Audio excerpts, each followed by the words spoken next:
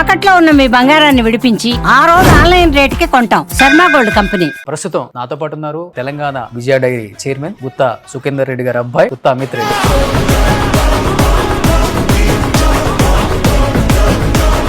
Love మ్యారేజా? Love stories ఏం లేవా సార్? అసలు కిడ్స్ ఏం చేస్తారు? ఇద్దరు బాబులు. పెద్ద బాబు 9th క్లాస్ చదువుతున్నాడు, హాస్టల్లో ఉన్నాడు. చిన్న బాబు 8th క్లాస్ చదువుతున్నాడు, వాడు రేవంత్ రెడ్డి గారికి చుట్టమే కదండి. రిలేటివ్. ఏంటి మీకు బాబాయ్ అవుతారా మామయ్య అవుతారా? వరుసకి బాబాయ్. బాబాయ్ అనే పిలుస్తారా సీఎం గారు అంటారా? సార్ అని గుత్తా సుఖేందర్ రెడ్డి గారికి కేసీఆర్కి మధ్య మిత్ర సంబంధం అని చెప్పుకోవచ్చు. అలాంటి గుత్తా సుఖేందర్ రెడ్డి గారికి కూడా కేసీఆర్ గారు అపాయింట్మెంట్ ఇవ్వని స్టేజ్కి వెళ్ళిపోయారు. ఆయన అసలు బీఆర్ఎస్ భవన్లోకి కానీ లేకపోతే నా ఇంట్లోకి కానీ రానివ్వద్దు అనే సంకేతం కూడా వచ్చింది బయటికి. ఎందుకు అంత పెద్ద డిసిషన్ తీసుకున్నారు కేసీఆర్ గారు అంటే ఏమని చెప్తారు? కేసీఆర్ గారు రెండోసారి గెలిచిన తర్వాత ఆయనకున్న నాయకత్వ లక్షణాల్లో ఒకటి ఏంటంటే చుట్టూతో ఒక ప్రైవేట్ కోటరీ ఏర్పడింది. కవిత గారు చెప్పారు చుట్టూ కొంతమంది దెయ్యాలు వచ్చేసారు, అదేనా? సొంత కూతురే చెప్తుంది ఏదైతే ఉందో అది డెఫినెట్లీ ప్రజల ముందు ఉంది కాబట్టి కొత్తగా నేను దాని గురించి చెప్పవలసిన అవసరం లేదు. ఒకళ్ళిద్దరు పేర్లు చెప్తారా ఆ క్వార్టరీలో? జగదీష్ రెడ్డి గారు ఉన్నారు. ఈ రోజు కూడా మీరు గమనించండి, ఓడిపోయిన తర్వాత 2 సంవత్సరాలు అయింది, ఎక్కడన్నా బయట కేసీఆర్ గారు కనపడుతున్నారు. కాంగ్రెస్ పార్టీలో క్వార్టరీ లేదా? ఎటువంటి కోటరీ లేదు. రోహిన్ రెడ్డి లేడా? కురేషి లేడా? వేం నరేందర్ రెడ్డి లేడా? కోమటిరెడ్డి మినిస్టర్ తమ్ముడు రాజగోపాల్ రెడ్డి రీసెంట్ గా ఒక జర్నలిస్ట్ తో ఒక చిన్న ఆడియో క్లిప్ బయటికి రిలీజ్ అయింది, చూసారా? రేవంత్ రెడ్డి గట్టిగా అట్లా మాట్లాడతాను అనుకుంటుండు, ముఖ్యమంత్రిగా బలపడతా అనుకుంటుండు. ఆయన బలపడుతుండు, మా కాంగ్రెస్ పార్టీ అధిష్టానాన్ని, మా కాంగ్రెస్ పార్టీని బలహీనపరుస్తుండు, మా అందరిని అవమానిస్తుండు, మా కాంగ్రెస్ పార్టీ అధిష్టానాన్ని అవమానిస్తుండు అట్లా మాట్లాడి. ఆయన అంతగా బయటపడాల్సిన అవసరం ఏముంది అసలు? మరి రాజగోపాల్ రెడ్డి గారు యాజ్ ఎ సీనియర్ నాయకుడిగా కాంగ్రెస్ పార్టీకి ఇంతకుముందు చాలా సేవ చేసిన నాయకుడిగా, ఒక ఎమ్మెల్యేగా మంత్రి పదవి అనేది నాకు ఒక ఎలివేషన్ వస్తుంది. అది సొంత మీ జిల్లా మినిస్టరే ఓపెన్ అయ్యి చెప్పారు కదా. ఆ మధ్యలో 2 రిలీజ్ కానీ నిన్నగాక మొన్న ఒక రిలీజ్ కానీ రేపు రిలీజ్ కాబోయే కాదు, నా దగ్గరికి ఫైల్ రాలేదు. ఆ 2 సినిమాలు కూడా నేను ఎట్టి పరిస్థితి అప్లికేషన్ పెట్టుకోవచ్చు, నన్ను కలవద్దని చెప్పినా నన్ను ఎవరు కలవడే కలుస్తలేరు. ఒక సినిమాటోగ్రఫీ మంత్రి మినిస్టర్ మీడియా ముఖంగా చెప్పినప్పుడు ఎంత గ్యాప్ ఉంది కాంగ్రెస్ పార్టీలో మంత్రులకి ముఖ్యమంత్రికి అనేది కనపడుతుంది కదా. మీ ఒక రీల్ బాగా ట్రోల్ చేశారు కావాలని. 20 గడిచిన 15-20 సంవత్సరాలు ఒక లెక్క, ఇక్కడ నుంచి ఒక లెక్క. ఆడి కొడుకొచ్చాడని చెప్పు. పాపం వాళ్ళు వెళ్ళి ఆ పార్టీ వాళ్ళకి చెప్పొచ్చేలోపు మీరు కండవ మార్చుకొని ఈ పార్టీలోకి జాయిన్ అయ్యారు. కొంచెం కామెడీ కనిపించలేదు సార్ అది? ఇంతకుముందు ఇంటర్వ్యూలలో కూడా చెప్పారు రెగ్యులైజేషన్ మనం చేసుకోవచ్చు. వాళ్ళు అమాయకంగా కొనుక్కున్నారు, దాంట్లో కట్టుకున్నారు. ఒకవేళ అనుమతులు లేవనుకోండి, రెగ్యులరైజ్ చేయడానికి you have a certain rules and regulations. Criminal వేస్ట్గా మొత్తం ఉన్న బలంగా నేలమట్టం చేయాల్సిన అవసరం ఉందా సార్?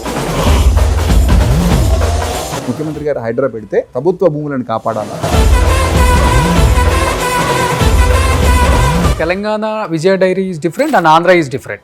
బట్ అక్కడ నుంచి ప్యాకెట్లు వస్తే మటుకు యాక్సెప్ట్ చేయరు ఎందుకు తెలంగాణ డైరీ? ఆంధ్రాకి సంబంధించిన విజయ ఏదైతే ఉందో, ఆంధ్రప్రదేశ్ పాడి పరిశ్రమాభివృద్ధి సంస్థ ఏదైతే ఉందో, వాళ్ళ విజయ పేరుని బయట ప్రైవేట్ గా లైసెన్సింగ్ కోసం అని చెప్పేసి ఇస్తా ఉంది. ఇప్పుడు గుజరాత్ లోనో మహారాష్ట్రలోనో ఘీ ప్యాక్ చేస్తా ఉన్నారు, పేరు మటుకు విజయానే ఉంటది. మీరు ప్యాకెట్ వెనకాల తిప్పి చూస్తే అది కన్నన్ డైరీ లేకపోతే ఇంకెక్కడో డైరీలో ప్యాక్ అయి ఉంటుంది. పుట్టి విజయ పేర్ల మీద మటుకు ఎవరైనా పాలు కానీ పెరుగు కానీ అమ్మితే మటుకు అది 100% ప్రైవేట్ డైరీలో ప్రొక్యూర్ అవుతున్నటువంటి ప్రైవేట్ పాలు. మాకు విజయ తెలంగాణకు ఒక మార్కెట్లో ఒక చెడ్డ పేరు కూడా ఉంది, ఏంటంటే మా పాలు తొందరగా పగిలిపోతాయండి. న్యాచురల్ది ఏదున్నా చెడిపోతుందండి. ఎప్పుడైతే కెమికల్ కలుపుతామో పాలు ఒక 24 గంటలు చెడిపోకుండా ఉన్నాయి, ఫ్రిడ్జ్ లో పెట్టలేకపోయినా అంటే దాని అర్థం ఖచ్చితంగా దాంట్లో ఏదో కలిసిందని 100%. Hi hello, welcome to Suman TV. నేను మీ రోషన్. సో ప్రస్తుతం నాతో పాటు ఉన్నారు, అంటే తమ్నైల్లో ఆయన ఫోటో చూసి హాలీవుడ్ బాలీవుడ్ హీరో అనుకోవద్దండి. So Telangana Vijaya dairy chairman Gutha Sukender Reddy గారి అబ్బాయి గుత్తా అమిత్ రెడ్డి. నమస్తే అమిత్ గారు. నమస్కారం గారు, బాగున్నారా? బాగున్నాను. చూడటానికి ఏమో చాలా సాఫ్ట్, మంచి ఫెయిర్, కానీ పాలిటిక్స్లో ఎంత ఫెయిర్ ఉండదు. ఎప్పటికప్పుడు మనం ఎంత ఎదగాలని ట్రై చేస్తుంటే అంత తొక్కాలని చూస్తుంటారు. సో ఇక్కడ నీళ్ళు బాగా పడ్డాయా, లేకపోతే ఏంట్రా బాబు ఇలా ఉంది రాజకీయం, అనవసరంగా వచ్చాము అనిపిస్తుందా? ఎందుకంటే రాగానే మళ్ళీ కండం మార్చారు. రాజకీయంగా ప్రజల అవసరాలు దానికి అనుగుణంగా మనం కూడా కొంచెం మారుతూ ఉండాలా.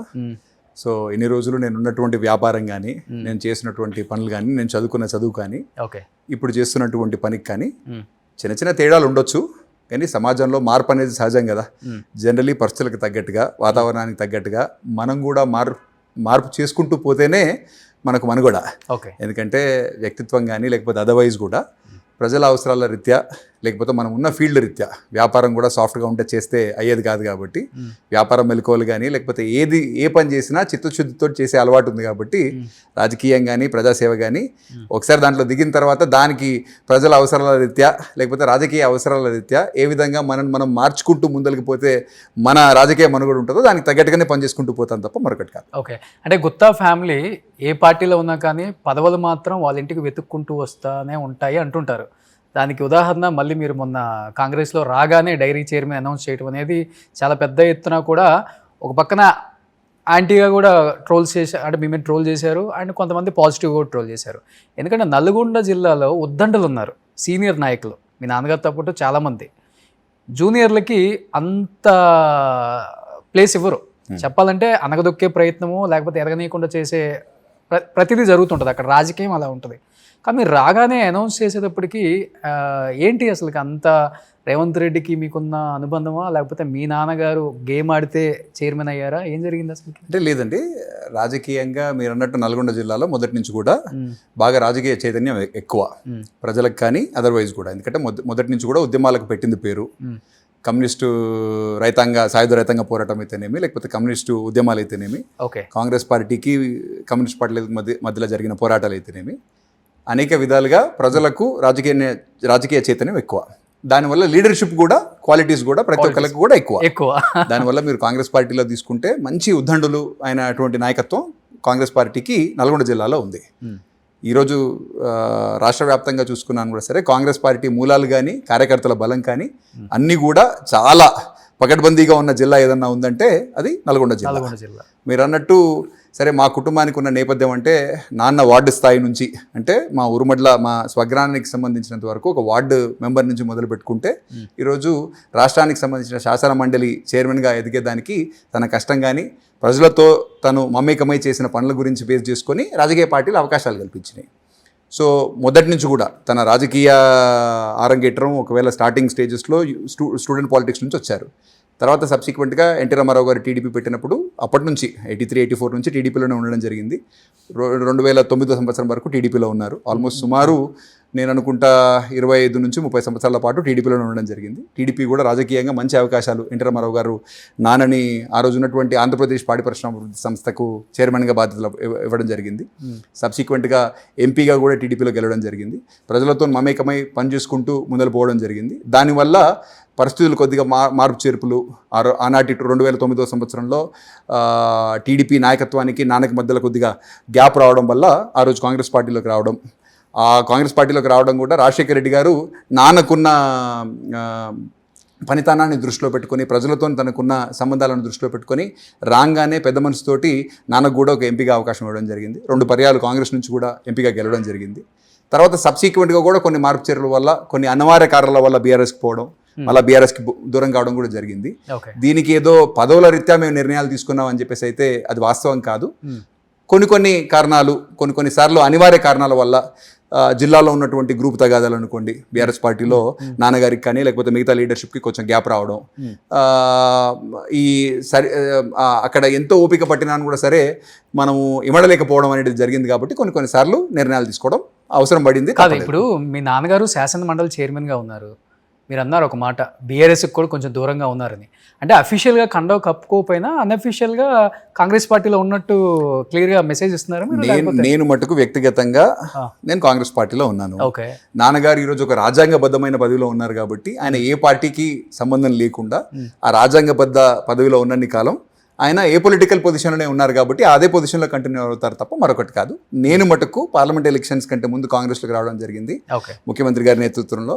అదేవిధంగా మా జిల్లా మంత్రివర్యులు కోమటిరెడ్డి వెంకటరెడ్డి గారు కానీ లేకపోతే ఉత్తమన్న వాళ్ళ సారథ్యంలో పనిచేస్తూ ముఖ్యమంత్రి రేవంత్ రెడ్డి గారి నాయకత్వాన్ని బలపరుస్తూ వాళ్ళు ఏ బాధ్యత చెప్పినాను కూడా సరే, మా పీసీసీ అధ్యక్షులు మహేష్ గౌడ్ గారు పార్టీకి సంబంధించిన వరకు ఏ బాధ్యత చెప్పినాను కూడా నేను సిన్సియర్గా పనిచేస్తాననే చిత్తశుద్ధితో పనిచేస్తా ఉన్నా. నాకు కూడా పార్టీ అదే విధంగా అవకాశాలు కూడా కల్పిస్తాం. కేసీఆర్ గారి కన్నా కానీ ఒక 1 year 1.5 year గుత్తా సుఖేందర్ రెడ్డి గారే పెద్దోళ్ళు, అంతేనా? లేదండి, ఇద్దరి వయసు కూడా ఆల్మోస్ట్ సేమ్. నాన్న కొద్దిగా చిన్న.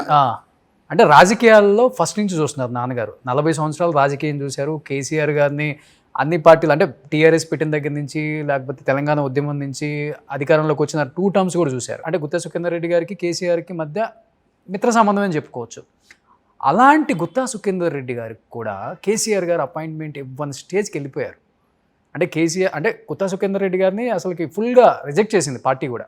ఆయన కలవద్దు, ఆయనకు అపాయింట్మెంట్ ఇవ్వద్దు, ఆయన అసలు బీఆర్ఎస్ భవన్లోకి కానీ లేకపోతే నా ఇంట్లోకి కానీ రానివ్వద్దు అనే సంకేతం కూడా వచ్చింది బయటికి. ఎందుకు అంత పెద్ద డిసిషన్ తీసుకున్నారు కేసీఆర్ గారు అంటే ఏమని చెప్తారు? అంటే మీరు అనుకున్న దాంట్లో నాన్నగారి మీద వ్యక్తిగతంగా వాళ్ళు దూరం చేశారు, ఆర్ కేసీఆర్ గారు బీఆర్ఎస్ పార్టీ ఆఫీస్కో లేకపోతే ప్రజాభవన్కో అంటే ఆ రోజు ఉన్నటువంటి ప్రగతి భవన్కో పోకుండా నియంత్రణ వ్యవస్థ ఏదో మనొక్కళ్ళ మీద ఆర్ నాన్నగారి మీద ఒక్కళ్ళ మీదే ఉందని చెప్పేసి అయితే నేను అనుకోవట్లేదండి. ఆ రోజు ఉన్నటువంటి రాజకీయ వాతావరణంలో కేసీఆర్ గారు 2వ సారి గెలిచిన తర్వాత ఆయనకున్న నాయకత్వ లక్షణాల్లో ఒకటి ఏంటంటే చుట్టూతో ఒక ప్రైవేట్ కోటరీ ఏర్పడ్డది. ఆ కోటరీకి సంబంధించినంత వరకు కవిత గారు చెప్పారు చుట్టూ కొంతమంది దయ్యాలు వచ్చేసారు. అది దయ్యాలా ఇంకేదన్నా అనేది నేను చెప్పలేను. సొంత కూతురే చెప్తుంది ఏదైతే ఉందో అది డెఫినెట్లీ ప్రజల ముందు ఉంది కాబట్టి కొత్తగా నేను దాని గురించి చెప్పవలసిన అవసరం లేదు. కానీ ఒక కోటరీ ఏర్పడ్డది. ఆ కోటరీ ఏర్పడిన తర్వాత కేసీఆర్ గారిని వాళ్ళు ఎప్పుడు కూడా బయట వాళ్ళతోని బయట నాయకత్వంతోని లేకపోతే జిల్లాకున్న నాయకులతోని కానీ కలవాలన్నా వాళ్ళు ఒక ఫిల్టర్ లాగా పనిచేసేదన్నమాట. ఆ ఫిల్టర్ దాటుకొని కేసీఆర్ గారిని కలవాలంటే కొంచెం కష్టసాధ్యం అయ్యే పని కాబట్టి 2 పేర్లు చెప్తారా ఆ కోటరీలో? ఆ కోటరీలో అంటే మీకు మీడియాలో అందరి ముందు కనబడే కోటరీ మా జిల్లాలో ఇప్పుడు జగదీష్ రెడ్డి గారు ఉన్నారు. జగదీష్ రెడ్డి గారు న్యాచురల్లీ మా జిల్లాకు సంబంధించిన బీఆర్ఎస్ కి సంబంధించిన ఈ రోజు ఉన్నటువంటి నాయకులు కానీ లేకపోతే ఆ రోజు ఉన్నటువంటి ఎమ్మెల్యేలు కానీ ఎవరు కూడా కేసీఆర్ గారిని కలవాలంటే జగదీష్ రెడ్డి గారు త్రూనే కలవాలి. ఆర్ ఆ రోజు ఉన్నటువంటి ఇప్పుడు సంతోష్ గారు ఉన్నారు, సంతోష్ గారిని త్రూ కూడా నే కలవాలి తప్ప అదర్వైజ్ కేసీఆర్ గారిని డైరెక్ట్ కలిసే అవకాశం కానీ లేకపోతే అది వీలు లేకుండా ఉన్నటువంటి పరిస్థితి.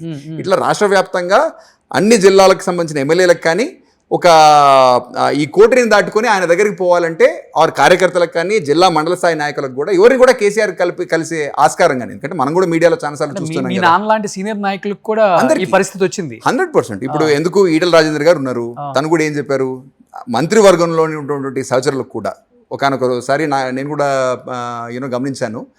అంటే పర్సనల్గా నేను చూడలేకపోవచ్చు. ఆనాటి హోంమంత్రి మహమూద్ అలీ గారు కానీ ఈటల రాజేందర్ గారు కానీ ఇట్లా పెద్ద పెద్ద మహానాయకులు ఎవరైతే ఈ బీఆర్ఎస్ పార్టీకి సంబంధించినంత వరకు మేము ఒక ఫౌండర్స్ ఈ జెండా మోసిన వాళ్ళం, ఈ పార్టీని పెట్టడంలో మా ఫౌండేషన్ నుంచి మేము ఉన్నామని చెప్పుకునేటటువంటి వాళ్ళు కూడా కేసీఆర్ గారిని కలవాలంటే వాళ్ళు కలవలేకపోయే పరిస్థితి ఉంది. కాబట్టి నాన్న కూడా దాంట్లో ఒక మెంబరే తప్ప అదర్వైజ్ అయితే ఇంకోటి అయితే కాదు. కాబట్టి ఇదేదో వ్యక్తిగతంగా తన మీద ఏదో కక్షపూరితంగా వ్యవహరించారని చెప్పేసి నేనైతే అనుకోను. బట్ ఆ కోటరీ అట్లా ఏర్పడ్డది. ఆ కోటరీని దాటి ఎవరు కూడా ముందలు పోయే పరిస్థితి లేదు కాబట్టి అది సాధారణంగా జరిగిన అంశం. అంటే నాన్నగారు బాధపడ్డారా ఇంపార్టెన్స్ ఇవ్వట్లేదు పార్టీలో? అంటే డెఫినెట్లీ మనం కలుద్దామనే ప్రయత్నం చేసినప్పుడు మనం ఒక పార్టీలో పనిచేస్తున్నప్పుడు సీనియర్ నాయకుడిగా సుఖేందర్ రెడ్డి గారు ఉన్నప్పుడు, ఒక కౌన్సిల్ చైర్మన్గా సుఖేందర్ రెడ్డి గారు ఉన్నప్పుడు పార్టీకి సంబంధించిన నాయకత్వాన్ని కలుద్దామనే ప్రయత్నం చేసినప్పుడు కలవడం అనేది ఏ నాయకుడు, ఎందుకంటే ఒక రాజకీయం కానీ లేకపోతే ఏ నాయకుడికైనా ప్రజలతో సంబంధం లేకపోతే ప్రజలు ఏం కావాలని కోరుకుంటున్నారో వాళ్ళ అవసరాలు ఏంటి అనేది ఎట్లా తెలుస్తుంది? ఎందుకంటే ఆయన ప్రజల్లో నుంచి పుట్టిన నాయకుడు మళ్ళీ కరెక్టే. మరి అట్లాంటి ఆయన రాష్ట్రానికి సంబంధించిన ఒక నేతగా ఆవిర్భవించిన తర్వాత ఒక ఉద్యమ నాయకుడిగా ఉన్నటువంటి కేసీఆర్ గారు ప్రజలతోని సంబంధాలు ఎప్పుడైతే తెంచుకుంటారో అప్పుడు ఆటోమేటికలీ తన ఇంకా అక్కడి నుంచి పతనమే కదా. సో అందుకే బీఆర్ఎస్ పరిస్థితి ఈరోజు అట్లా ఉందన్నమాట. ఈ రోజు కూడా మీరు గమనించండి, ఓడిపోయిన తర్వాత 2 సంవత్సరాలు అయింది, ఎక్కడన్నా బయట కేసీఆర్ గారు కనపడుతున్నారా? ఏదన్నా కావచ్చు. ఇంకా కూడా తను బీఆర్ఎస్ పార్టీకి సంబంధించిన ప్రతిపక్ష నేత అసెంబ్లీలో, మరి ప్రతిపక్ష నేతగా ఏమైనా బాధ్యతలు నిర్వర్తిస్తున్నారా? ఈ రోజు కూడా ప్రజలకు అందుబాటులో ఉంటున్నారా లేదా అనేది ప్రజలకు తెలుసు. మీరు కూడా ఒకసారి ఆలోచన చేయండి. కానీ మీరు కూడా ఆ కండవా కప్పుకొని వచ్చారు కదా. నిజంగా వాస్తవాలు చెప్పండి కొన్ని 100%. ఆ కుటుంబంతో మీకు మంచి సాన్నిహిత్యం ఉంది. ఇంచుమించు కేటీఆర్ గారు మీరు మీ ఏజ్ గ్రూప్స్ కి బాగా షింక్ అయి ఉంటారు, బాగా జెల్ అయి ఉంటారు కూడా.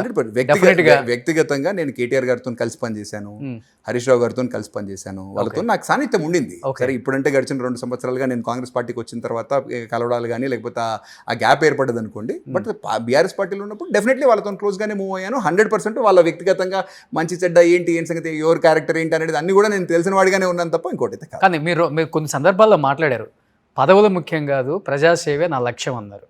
మరి కొంచెం వెయిట్ చేయొచ్చు కదా. 28లో నాకు సీట్ వస్తుందేమో బీఆర్ఎస్ నుంచి, ఇదే పార్టీ నుంచి కంటెస్ట్ చేస్తాను, కంటెస్ట్ చేయకపోయినా కానీ ప్రజాసేవ లక్ష్యం, ఈ పార్టీలోనే ఉందాం అనుకోలేదు కదా మీరు. కండవ మార్చుకున్నారు, పదవి తీసుకున్నారు. మీకు వాళ్ళకి తేడా ఏంటి? ఇంకా మిగతా వాళ్ళకి నాకు తేడా ఉందని చెప్పేసి నేనేం చెప్పట్లేదండి. నేను కూడా రాజకీయాల్లోకి వచ్చిన తర్వాత రాజకీయంగా మనం ఎదగాలంటే, మనం ప్రజాసేవ చేయాలన్నా మనకు ఒక ప్లాట్ఫామ్ అవసరం. అయితే కాంగ్రెస్ పార్టీ అధికారంలోకి వచ్చిన తర్వాత నేను బీఆర్ఎస్ పార్టీలో బీఆర్ఎస్ పార్టీలో ఉన్నప్పుడు అసెంబ్లీ ఎలక్షన్స్ కంటే ముందు నేను కేటీఆర్ గారితో రెగ్యులర్గా ఇంటరాక్ట్ అవుతున్నప్పుడు కానీ, హరీష్ రావు గారితో రెగ్యులర్గా ఇంటరాక్ట్ అవుతున్నప్పుడు కానీ, మా జిల్లాలో ఎక్కడనో ఒక చోట, గెలిచే చోట అనేది కాదు, జిల్లాల్లో మీరు ఎక్కడన్నా మార్పు చేర్పులు చేసేదానికి అవకాశం ఉంటే, ఒక శాసనసభకు ఒక శాసనసభ్యుని మార్చుదాము, ఇక్కడ ఫర్ సమ్ రీజన్ పరిస్థితులు అనుకూలంగా లేవు, మీరు మార్చేదానికి అవకాశం ఉంటే అక్కడ నాకు ఒక అవకాశం కల్పించండి. ఇక్కడ అక్కడ అని చెప్పేసి నేను అడగలేదు, ఇక్కడ అక్కడ అనేసి అడగలేదు. ఎక్కడైనా కూడా సరే ఒక అవకాశం కల్పిస్తే వ్యక్తిగతంగా నేను సిద్ధంగా ఉంటాను. గెలిచినా ఓడినా పర్వాలేదు, ఒక 5 సంవత్సరాలు అక్కడ బేస్ ఎస్టాబ్లిష్ చేసి నెక్స్ట్ టైం కల్లా అన్న ఒకవేళ పొరపాటున మనం అనుకున్న ఫలితం రాకపోతే అనే మోడల్లో నేను సిద్ధమై ఉన్నాను. కాకపోతే కేసీఆర్ గారు ఒక నిర్ణయం తీసుకున్నారు, ఎక్కడ కూడా ఎమ్మెల్యేల్లో మార్పు చేర్పులు ఉండకూడదు, అన్ని చోట్ల సిట్టింగ్లకే సీట్లు అనే పాలసీ తీసుకున్న తర్వాత నాకు అవకాశం రాలేదు. రాకపోయినా పర్వాలేదు అనేసి అనుకున్నాను. తర్వాత పార్లమెంట్ ఎన్నికలకు కూడా కేటీఆర్ గారు కానీ, హరీష్ రావు గారు కానీ, అమిత్ మీరు ప్రిపేర్ అయ్యి ఉండండి అని చెప్పేసి చెప్పడం జరిగింది. నేను కూడా దానికి తగ్గట్టుగా ప్రిపేర్ అయ్యి ఆ ప్రయత్నంలో భాగంగానే నేను కూడా యాక్టివ్గానే పనిచేయడం స్టార్ట్ అయింది. ఇది 2024 జనవరి కానీ ఫిబ్రవరి కానీ. కానీ మా జిల్లాలో మాకున్నటువంటి ఏవైతే ఇంటర్నల్గా ఉన్నటువంటి గ్రూప్ పంచాయతీలు అనుకోండి, జగదీష్ రెడ్డి గారికి మాకున్నటువంటి గ్యాప్ వల్ల కొద్దిగా అక్కడక్కడ వాళ్ళు సపోర్ట్ చేయకపోవడము. ఎందుకంటే పార్లమెంట్ మెంబర్ అనగానే మనం అంతా ఎమ్మెల్యేస్ ఆర్ కాంటెస్టెడ్ ఎమ్మెల్యేస్తో కలిసి పనిచేయవలసింది. సో ఆ అవసరం ఉంటుంది. కలిసి పనిచేయకుండా, ఆ యూనిటీ లేకుండా మనం ఊరికేనే పోయి ఎంపీలాగా నిలబడ్డా పెద్దగా అడ్వాంటేజ్ ఉండదన్నమాట. అందరినీ కూడా ఆ సందర్భంగా ఇంక్లూడింగ్ జగదీష్ రెడ్డి గారితో సహా ఉన్నటువంటి అందరూ, అంటే కాంటెస్ట్ చేసిన ఎమ్మెల్యేస్ కానీ, లేకపోతే గెలిచింది ఒక జగదీష్ రెడ్డి గారు కాబట్టి తనని కానీ పర్సనల్గా అందరినీ కలిపి ఒక కన్సెన్సస్ తీసుకొచ్చే ప్రయత్నం అయితే చేశాను. కాకపోతే పార్టీ కరెక్ట్ టైంలో నిర్ణయం తీసుకోలేదు. జనవరి మొత్తం వెయిట్ చేసిన, ఫిబ్రవరి మొత్తం వెయిట్ చేసిన, మార్చి మాసంలో ఇంకా ఏప్రిల్లో ఎన్నిక వచ్చేస్తుంది అని అనుకున్నప్పుడు ఆ 1 month టైమే, ఇంకో 4 weeks టైమే ఉంది. మా మధ్యలోనే మాకు అండర్స్టాండింగ్ లేదు. జనవరి మాసంలో పార్టీ రాష్ట్ర వ్యాప్తంగా, ఆ రోజు ఉన్నటువంటి బీఆర్ఎస్ పార్టీ రాష్ట్ర వ్యాప్తంగా కార్యకర్తలతో సమావేశాలు పెట్టుకుంటా ఉన్నది తప్ప ఎప్పుడు కూడా తొందరలో మనం ఇప్పుడు కొంచెం ఇబ్బందికరమైన పరిస్థితుల్లో ఉన్నాము, ఎంపీ క్యాండిడేట్ను తొందరగా డిసైడ్ చేస్తే వాళ్ళు ఫీల్డ్ మీదకి వెళ్ళి పనిచేసుకుంటారనే ఆలోచన పార్టీ చేయాల. ఏప్రిల్లో ఎన్నిక వస్తుందనే మన అంచనా, మార్చి వరకు ఇంకా వాళ్ళ నిర్ణయాలు తీసుకోకపోయేసరికి ఆటోమేటికలీ ఇప్పుడు పోటీ చేసినా లాభం లేదనే పరిస్థితికి జనరలీ అందరూ వచ్చారు. సిట్టింగ్ ఎంపీస్ కూడా, ఆ రోజు ఉన్నటువంటి సిట్టింగ్ ఎంపీస్ కూడా మేము పోటీలో ఉండము అనే పరిస్థితి వచ్చినప్పుడు న్యాచురల్గా మేము కూడా ఆలోచన చేసి ఇంకా తప్పదు అనే పరిస్థితిలో నేను కూడా పార్టీకి రాజీనామా వచ్చాను. సీనియర్ నాయకులు ఎవరైతే ఉన్నారో మీరు చెప్పిన పేర్లు, సోకాల్డ్ జగదీష్ రెడ్డి గారు కావచ్చు, ఎవరైనా కావచ్చు, ఒక యంగ్ ఫిల్లర్ మీరు 40లో ఉన్నారు, ఇంకొక 30 years రాజకీయం చేయాలి.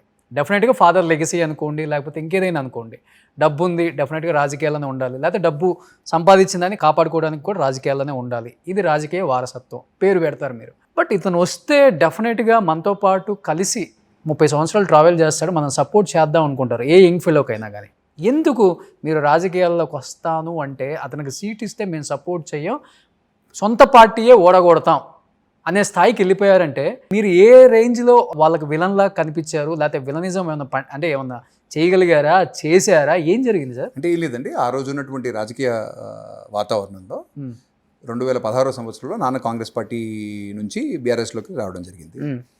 వచ్చినప్పుడు న్యాచురల్లీ ఏంటంటే, మీరు వయసు రీత్యా చూసినా, అనుభవం రీత్యా చూసినా, నాన్నకు జిల్లాలో మంచి గుర్తింపు పట్టుంది, ప్రజలతో సంబంధాలు ఉన్నాయి. ఆనాటి ముఖ్యమంత్రి కేసీఆర్ గారు క్యాబినెట్లో సుఖేందర్ రెడ్డి గారిని తీసుకోవాలనే ఆలోచనతో ఉన్న విషయం మటుకు వాస్తవం. నాన్నగారితో కూడా చర్చించడం జరిగింది. కాకపోతే జిల్లాలో అప్పటికే జగదీష్ రెడ్డి గారు మంత్రిగా ఉన్నారు. ఉన్నప్పుడు న్యాచురల్లీ తనకు కూడా ఎంతో కొంచెం అభద్రతా భావం అయితే ఉంటుంది కదా. ఇంకొక అంటే మీరు వస్తే ఏముంటుంది? నేను మీరంత రెబల్ కూడా కాదు కదా, చాలా సాఫ్ట్. ఇక్కడ గ్యాప్ ఏంటంటే సుఖేందర్ రెడ్డి గారికి జగదీష్ రెడ్డి గారికి మధ్యలో ఉన్న గ్యాపే తప్ప వ్యక్తిగతంగా నేను మా జిల్లాకు సంబంధించిన అందరి నాయకులతోటి వ్యక్తిగతంగా నేను బాగానే జెల్ అయ్యేవాడిని. కాకపోతే నాన్నకు మటుకు కొంచెం జగదీష్ రెడ్డి గారితో ఈ అభద్రతా భావం వల్ల ఇప్పుడు ఏముంటుంది, వన్ అప్మెన్షిప్ అంటారు కదా పాలిటిక్స్లో, ఎప్పుడు కూడా నాయకత్వం పోరాట పట్టణంతో పనిచేస్తూ ఉంటారు. ఆయన నాయకత్వం సడలకుండా ఆయన మంత్రిగా మనకు అవకాశం రావాలని చెప్పేసి మన ప్రయత్నం రెండు కూడా ఉండడంతో న్యాచురల్లీ గ్యాప్ ఏర్పడ్డది. జగదీష్ రెడ్డి గారు ఉద్యమం నుంచి వచ్చారు కాబట్టి 2014లో ఆయన మొదటిసారి మన ఎమ్మెల్యేగా గెలిచారు, మంత్రి అయ్యారు. సుఖేందర్ రెడ్డి గారు మటుకు 1983 నుంచి రాజకీయాల్లో ఉన్నారు. తన రాజకీయ అనుభవం ముందు జగదీష్ రెడ్డి గారి అనుభవం పెద్దది కాదు కాబట్టి ఆయన కూడా కొంచెం ఇన్సెక్యూర్గా ఫీల్ అయ్యి ఉండొచ్చు. దానివల్ల కొంచెం పొరపచ్చాలు ఏర్పడ్డాయి. ఆ ప్రభావం ఎంతో కొంచెం నా మీద, ఎందుకంటే సుఖేందర్ రెడ్డి గారికి వారసుడిగా నేను కూడా ఎంటర్ అవుతున్నప్పుడు దాని బరువు కానీ బాధ్యత కానీ ఏదైనా కూడా సరే నేను భరించాలి కాబట్టి అది ఎంతో కొంచెం లోటు నా మీద కూడా పడింది. ఇంకొకటి మాటగారి సబ్జెక్ట్ మీద అవగాహన ఉంది. So communication, English, Hindi, Telugu అన్నీ మాట్లాడగలడు. డెఫినెట్గా ఇలాంటి వ్యక్తి పార్లమెంట్లో ఉన్నా లేకపోతే మన మంత్రివర్గంలో ఉన్నా కానీ మనకు ప్లస్ అవుతుంది. నాకున్న లక్షణాలను చూసి అనే దానికంటే కూడా, ఎందుకంటే మీరు ఇప్పుడు చెప్పినటువంటి అన్ని లక్షణాలు కానీ ఇవన్నీ ప్రజాక్షేత్రంలో నేను ముందరకు వచ్చిన తర్వాత ప్రజలు నాకు ఒకసారి బాధ్యత చెప్పిన తర్వాత బయటకు వస్తాయి తప్ప ఆ రోజు ఉన్నటువంటి సిచ్యువేషన్లో నన్ను చూసి అభద్రతా భావం జగదీష్ రెడ్డి గారికి మా జిల్లాలో ఇంకెవరకు ఉంటుందని నేను అనుకోవట్లేదు. డెఫినెట్లీ కేటీఆర్ కానీ హరీష్ రావు గారికి కానీ అమిత్ కొద్దిగా రీజనబుల్ పర్సన్, రేపటినాడు భవిష్యత్తులో ఒక మంచి నాయకుడిగా ఎదిగే లక్షణాలు అమిత్కు ఉన్నాయనే ఆలోచన వాళ్ళకు ఉండొచ్చు. న్యాచురల్లీ జగదీష్ రెడ్డి గారికి నాన్నతో ఉన్న గ్యాప్ రీత్యా ఆయన దాన్ని డిస్కరేజ్ చేసే ప్రయత్నం, ఆయనకి ఇంటర్నల్గా ఏమన్నా ఉంటుంది తప్ప వ్యక్తిగతంగా ఆయన నాతోని కానీ నేను ఆయనతో కానీ పెద్దగా ఎప్పుడు కూడా ఏదో ఎదురుబడి విమర్శించుకోవడం కానీ అట్లాంటి వ్యక్తిగతంగా భేదాభిప్రాయాలు మటుకు ఇప్పుడు చెప్పాలంటే మీరు కొంచెం సాఫ్ట్గా ఉంటారు కానీ మైక్ పట్టుకుంటే అన్ని మాస్ డైలాగ్లే చెప్తారు కదా గట్టిగా. మీరు ఒక రీల్ బాగా ట్రోల్ చేశారు కావాలని, ఎందుకంటే 20 ఏళ్ళు ఒక లెక్క, ఇప్పుడు ఒక లెక్క, చెప్పండి రా వాడి కొడుకు వచ్చాడని అని చెప్పారు. పాపం వాళ్ళు వెళ్ళి ఆ పార్టీ వాళ్ళకి చెప్పొచ్చేలోపు మీరు కండవ మార్చుకొని ఈ పార్టీలోకి జాయిన్ అయ్యారు. కొంచెం కామెడీ కనిపించలేదు సార్? లేదు, మీరు చెప్తున్న ఇదేదైతే ఉందో మా గ్రామానికి సంబంధించిన సర్పంచ్ ఎలక్షన్స్ జరుగుతున్నప్పుడు, ఏ పార్టీ అయినా జరుగుతున్నప్పుడు అప్పుడు మాట్లాడిన మాటే తప్ప బీఆర్ఎస్లో ఉన్నప్పుడు కానీ నేను కాంగ్రెస్లో జాయిన్ అప్పుడు కానీ, ఎందుకంటే మనం ఏదన్నా ఒక పార్టీ మారుతున్నప్పుడు అప్పటికప్పుడు పార్టీ మారుతున్నాం కాబట్టి పాత పార్టీకి సంబంధించిన నాయకులను లేకపోతే ఇంకెవరినో విమర్శించి రావాలి రెచ్చగొట్టే ప్రయత్నం అయితే నాది కాదు. ఎందుకంటే మనం రాజకీయంగా ఎదగాలని ప్రజాసేవ చేయాలనే ఆలోచనతో ఉన్నప్పుడు మనకు పార్టీ అనేది ఒక ఫౌండేషన్, అదొక ప్లాట్ఫామ్. ఆ ప్లాట్ఫామ్ మీద నుంచి మనం నిలబడి పార్టీ ఇచ్చే అవకాశాలను ఉపయోగించుకొని ప్రజలకు సేవ చేయాలనే ఆలోచన, ఆ ప్రయత్నంలో భాగంగా ఆ పార్టీ కొన్ని అవకాశాలు నాన్నకి ఇచ్చింది, నాకు కూడా ఇచ్చేదానికి ప్రయత్నం అయితే జరిగింది. ఫర్ వాట్ ఎవర్ రీజన్ అది వర్కౌట్ కాలేదు. కాకపోతే ఈరోజు నాకు కాంగ్రెస్ పార్టీ ఇచ్చిన అవకాశాన్ని ఖచ్చితంగా సద్వినియోగం చేసుకుంటాను. పార్టీ ఎటువంటి అవకాశం ఇచ్చినా కూడా సరే ముఖ్యమంత్రి రేవంత్ రెడ్డి గారి నాయకత్వంలో నేను పార్టీలో రాగానే మాకు అంటే మీకు కూడా తెలియాలి కాబట్టి డైరీ రంగంతో మా కుటుంబానికి విస్తృత అనుభవం ఉంది. అంటే చాలా రోజులుగా 1992 సంవత్సరంలో తను మా జిల్లాకి సంబంధించిన పాల సంఘానికి, అంటే మా ఊరికి సంబంధించిన పాల సంఘానికి సంబంధించిన చైర్మన్గా, అదేవిధంగా నార్మల్ రంగారెడ్డి యూనియన్కి, నల్గొండ రంగారెడ్డి యూనియన్కి తను చైర్మన్గా ఎన్నికై తర్వాత ఎన్టీ రామారావు గారి నాయకత్వంలో ఉన్నటువంటి ఆ రోజు ఉన్నటువంటి టీడీపీ పార్టీ మా నాన్నగారికి స్టేట్ ఫెడరేషన్ చైర్మన్గా, అంటే రాష్ట్రానికి సంబంధించిన ఉమ్మడి రాష్ట్రానికి సంబంధించిన పాడి పరిశ్రమాభివృద్ధి సంస్థ సమాఖ్య చైర్మన్గా కూడా ఆయనకు అవకాశం కల్పించిందండి. తను ఎంపీగా ఎలక్ట్ అయ్యేంత వరకు ఒక 7 సంవత్సరాల పాటు నేషనల్ డైరీ డెవలప్మెంట్ బోర్డు డైరెక్టర్గా కూడా ఆయన పనిచేశారు. సో డైరీ రంగంతో మాకున్న విస్తృతమైన అనుబంధం కానీ మాకున్న ఎక్స్పీరియన్స్ని దృష్టిలో పెట్టుకొని నన్ను 2024 సెప్టెంబర్లో ముఖ్యమంత్రి గారు ఆ రోజు ఉన్నటువంటి తెలంగాణ పాడి పరిశ్రమ అభివృద్ధి సంస్థ ప్రతి నెల సుమారు 10 నుంచి 12 కోట్ల నష్టంతో ఎదురుతుంది. అట్లాంటి సిచ్యువేషన్లో ఒకవేళ సుఖేందర్ రెడ్డి గారి కుటుంబానికి, ఎందుకంటే పాడి రంగానికి మాకున్న ఎక్స్పీరియన్స్ దృష్టిలో పెట్టుకొని ఒకవేళ అమిత్కి ఒక యువకుడికి అవకాశం ఇస్తే కుటుంబానికి ఎట్లాగూ సహకార రంగంతో కానీ పాడి పరిశ్రమాభివృద్ధి సంస్థతోని కానీ ఉన్న అనుబంధాన్ని లేకపోతే ఉన్న ఎక్స్పీరియన్స్ని అనుభవాన్ని దృష్టిలో పెట్టుకుంటే కొంచెం బెటర్గా చేయగలుగుతారేమో, పరిస్థితి ఇంప్రూవ్ చేయగలుగుతారేమో అనే ఆలోచనతోటి ఆ రోజు ఉన్నటువంటి పరిస్థితులలో ఆ రోజు ముఖ్యమంత్రి గారి దగ్గరనే పాడి పరిశ్రమాభివృద్ధి శాఖ కూడా ఉంది కాబట్టి ఆయన ఒక నిర్ణయం తీసుకొని మా పార్టీ నాకు ఒక అవకాశం కల్పించింది చైర్మన్గా. నేను చైర్మన్గా జాయిన్ అయిన తర్వాత గడిచిన ఒక సంవత్సరాల కాలంలో సంస్థకు సంబంధించిన రైతాంగం, ఇందాక మీరు వచ్చే కంటే ముందు కూడా రైతులతోనే ఒక మీటింగ్ అవుతూ ఉండింది. సో ఈ సంస్థ రైతులకు సంబంధించిన అందరిది. దీంట్లో ఎట్లా ఇప్పుడు ఈ నష్టాలు వస్తున్నాయి, దీనికి ఎట్లా బయటపడాలనే తాపత్రయంతో సిన్సియర్గా పనిచేస్తూ ఉన్నా. ఆల్మోస్ట్ ఆపరేషనల్ బ్రేక్ ఈవెన్కి రావడం జరిగింది. బట్ మీ జిల్లా నాయకులు సపోర్ట్ ఉందా గట్టిగా మీకు? అందరి సపోర్ట్. ఎందుకంటే గుత్తా వర్సెస్ కోమటిరెడ్డి అంటే పచ్చగడ్డేస్తే బగ్గుమంటుంది, అలా ఉంటుంది రాజకీయం. అలాంటిది కోమటిరెడ్డి వెంకటరెడ్డి మీ ఇంటికి వచ్చి మరీ పార్టీలో జాయిన్ అవ్వమని చెప్పి ఆహ్వానం ఇచ్చి రేవంత్ రెడ్డి గారి సమక్షంలో మీరు కండవ కప్పుకున్నారు. కరెక్ట్. బట్ ఆ సపోర్ట్ ఉందా? పచ్చ గడ్డేస్తే బగ్గం అంటూ ఉంటుంది అని చెప్పేది అది వాస్తవం అన్నదమ్ములకే పడతాయి కదా. అయితే 2004 సంవత్సరంలో నాన్న టీడీపీ నుంచి నల్గొండ ఎమ్మెల్యేగా పోటీ చేయడం, కాంగ్రెస్ నుంచి వెంకటరెడ్డి గారు పోటీ చేయడం, ఒకళ్ళ మీద ఒకళ్ళు పోటీ చేసుకోవడం వల్ల మీరు కొద్దిగా అట్లాంటి మీకు ఎక్కడన్నా ఎవరన్నా చెప్తే విరుండొచ్చు తప్ప 2009 సంవత్సరంలో నాన్న ఎంపీ అయిన తర్వాత వెంకటరెడ్డి గారు నాన్న ఇద్దరు కలిసి ఆ రోజు ఆయన మంత్రిగా కొన్ని రోజులు చేశారు. తర్వాత తెలంగాణ రాష్ట్ర ఆవిర్భావం కోసం అని చెప్పేసి ఆయన రాజీనామా చేయడం జరిగింది. చాలా అన్యోన్యంగా ఇద్దరు కూడా బ్రదర్స్ లాగానే కలిసి పనిచేశారు తప్ప ఎప్పుడు కూడా మళ్ళీ ఆ గ్యాప్ అయితే ఎప్పుడు రాలా. సరే, పార్టీల గురించి మనం పార్టీలు వేరే పార్టీలు ఉన్నంత మాత్రాన ఒక్కొక్కసారి వ్యక్తిగతంగా మనకున్న సంబంధాలు కంటిన్యూ అవుతాయి తప్ప పార్టీ ప్రకారం మనం పాలసీని దృష్టిలో పెట్టుకొని మాట్లాడవచ్చు తప్ప అదర్వైజ్ మీరు అన్నట్టు పచ్చిగడ్డి వేస్తే బగ్గం ఉంటుందనే పరిస్థితి అయితే లేదు.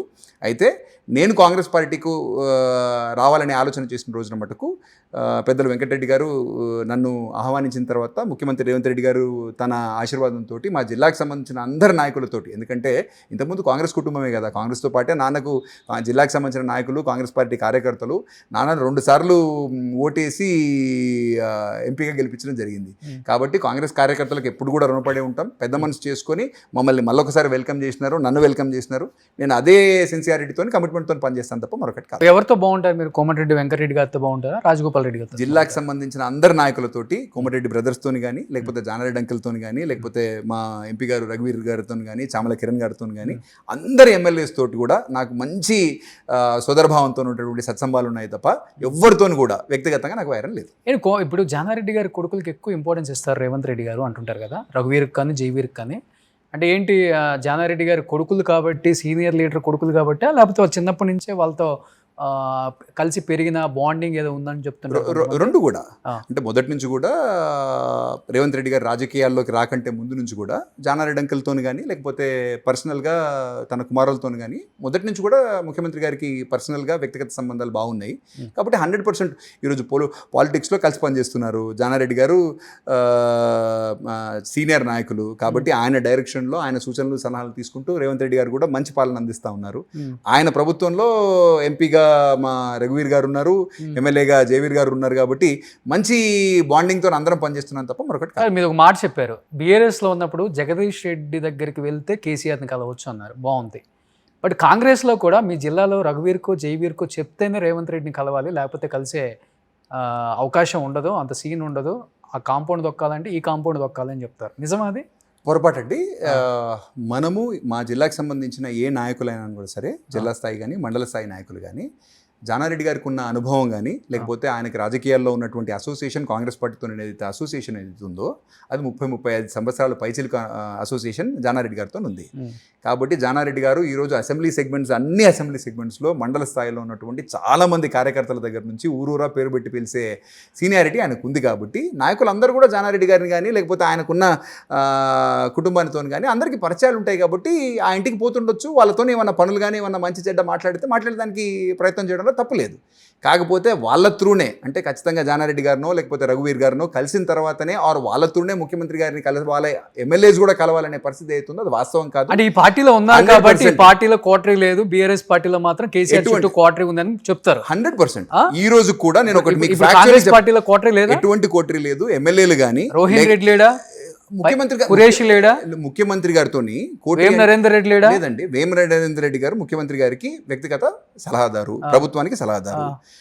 మీరు రోహిణ్ రెడ్డి గారు ముఖ్యమంత్రి గారు, సంతోష్ కూడా ఎంపీ అండి, రాజ్యసభ. కరెక్టేనండి. జగదీష్ రెడ్డి కూడా మినిస్టర్ అండి. కాదని చెప్పేసి నేను చెప్పట్లా. కాకపోతే ఎప్పుడైతే ముఖ్య నాయకులు వీళ్ళతోని తప్ప ఇంకెవరి కానీ వీళ్ళ త్రూ కాకుండా ఇంకెవరిని కూడా కలిసే పరిస్థితి లేనప్పుడు అప్పుడు దాన్ని కోటరీ అంటారు. ఓకే, వీళ్ళు వ్యక్తిగతంగా ముఖ్యమంత్రి గారికి రోహిన్ రెడ్డి గారు కానీ వేం నరేందర్ రెడ్డి గారు కానీ దగ్గర అయినా కూడా సరే, వ్యక్తిగతంగా జిల్లాకి సంబంధించిన వారి మండలానికి సంబంధించిన ఏ నాయకులు అన్నా కూడా సరే ముఖ్యమంత్రి గారితో డైరెక్ట్ గా కలిసే పరిస్థితి ఉన్నప్పుడు ఇంకా కోటరీ అవసరం మీ సొంత జిల్లా కోమటిరెడ్డి మినిస్టర్ తమ్ముడు రాజగోపాల్ రెడ్డి రీసెంట్ గా ఒక జర్నలిస్ట్ తో ఒక చిన్న ఆడియో క్లిప్ బయటికి రిలీజ్ అయింది, చూసారా?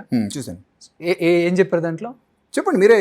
సొంత ఆయన జిల్లాలో ఎంపీ వంశీచంద్రని గెలిపించుకోలేకపోయాడు, ఎమ్మెల్సీని గెలిపించుకోలేకపోయాడు, లోకల్ బాడీ ఎలక్షన్స్లో చాలామందిని గెలిపించుకోలేకపోయారు. తెలంగాణ మాత్రం రేవంత్ రెడ్డి వల్ల రైజ్ అవుతుంది, రైజింగ్ తెలంగాణ. లేకపోతే మిగతా ఎక్కడైతే జూబ్లీ హిల్స్ కావచ్చు అండ్ గెలిచిన చోట ఆయన ప్రతిభ, ఆయన మాట జనానికి నచ్చింది, డెవలప్మెంట్ ఉంది, రేవంత్ రెడ్డిని ఇష్టపడుతున్నారు. కాబట్టి అంటే ఈరోజు కాంగ్రెస్ అంటే రేవంత్ రెడ్డి, రేవంత్ రెడ్డి అంటే కాంగ్రెస్ అనే స్థాయికి ఆయన తీసుకొచ్చారు. అంటే నేనే రాజు నేనే మంత్రి అనేది కూడా ఈ మధ్య బాగా ట్రోల్ అయిపోయింది. మీరు చూసారో లేదో? అంటే మీ జిల్లా అదే పార్టీ అదే ఎమ్మెల్యే, ఆయన అంతగా బయటపడాల్సిన అవసరం ఏముంది అసలు? ఏం లేదు రోషన్ గారు, మీరు ఆలోచన చేయాల్సింది, రాజగోపాల్ రెడ్డి గారు కాంగ్రెస్ పార్టీకి సంబంధించిన శాసనసభ సభ్యులు, వ్యక్తిగతంగా కూడా నాకు దగ్గర. నేను తనను నా బిగ్ బ్రదర్గా భావిస్తా, తను ఇచ్చే సలహాలు సూచనలు కూడా నేను వ్యక్తిగతంగా స్వీకరిస్తాను. అయితే మీరు చెప్పినటువంటి పదాలు కానీ మీరు చెబుతున్నటువంటి అంశాలు కానీ ఆయన మాట్లాడినట్టుగా నేనైతే చూడలేదు. అయితే నేను చూసింది ఏంటి, జిల్లాకు ఇంకొక మంత్రి పదవి ఇవ్వడంలో తప్పు లేదు. నేను కూడా పార్టీ కోసం పనిచేశాను. ఖమ్మం జిల్లాకు 3 ఇచ్చారు. నేను కూడా పార్టీ కోసం పనిచేశాను. ఆయన ఇప్పుడు శాసనసభ సభ్యుడిగా ఎవరికైనా కూడా సరే ఆశించడంలో తప్పలేదు కదా. మంత్రివర్గంలో ఒక స్థానం కనుక ఒకవేళ జిల్లాకి దొరికితే జిల్లాకి ఇంకో కొంచెం మంచి చేసేదానికి ఆస్కారం ఉంటుంది. తన శాసనసభ నియోజకవర్గమైనటువంటి మునుగోడుకి కానీ ఇంకా కొంచెం బెటర్గా నిధులు తేవాలన్నా పని చేయాలన్నా కూడా సరే ఒక మంత్రి పదవి తనకి అవకాశంగా మారుతుంది అనే ఆలోచనతోటి ఇంకా కొంచెం బెటర్ సర్వీస్ చేద్దామనే ఆలోచనతో ఆయన ఆశించడంలో తప్పలేదు కదా. ఇప్పుడు మా నాన్నగారు కూడా సుఖేందర్ రెడ్డి గారు కూడా జీవితంలో ఇన్ని రోజులు రాజకీయం చేసినాము, మనం కూడా ఒకరోజు మంత్రిగా పనిచేస్తే ఆ అనుభవం కానీ ఇంకొంచెం ప్రజలకు బెటర్గా పనిచేయాలనే ఆలోచన మా నాన్నగారికి సుఖేందర్ రెడ్డి గారికి కూడా ఉన్నట్టే రాజగోపాల్ రెడ్డి గారికి కూడా ఆలోచన ఉండడంలో ఆశయం ఉండడంలో తప్పలేదు కదా. సో ఆ భావాన్ని ఆయన వ్యక్తం పరిచారు తప్ప మరొకటి కాదు. రెండో అంశం, మీరు ఇందాక అడిగినట్టు నేనే రాజు నేనే మంత్రి అనేది ఏదైతే మీడియాలో బాగా హైలైట్ అయిందో, ఆ రోజు ముఖ్యమంత్రి గారు మాట్లాడింది ఏంటి అనేది కూడా మీరు ఒకసారి ఆలోచన చేయండి. మున్సిపల్ ఎన్నికలు జరుగుతూ ఉన్నాయి.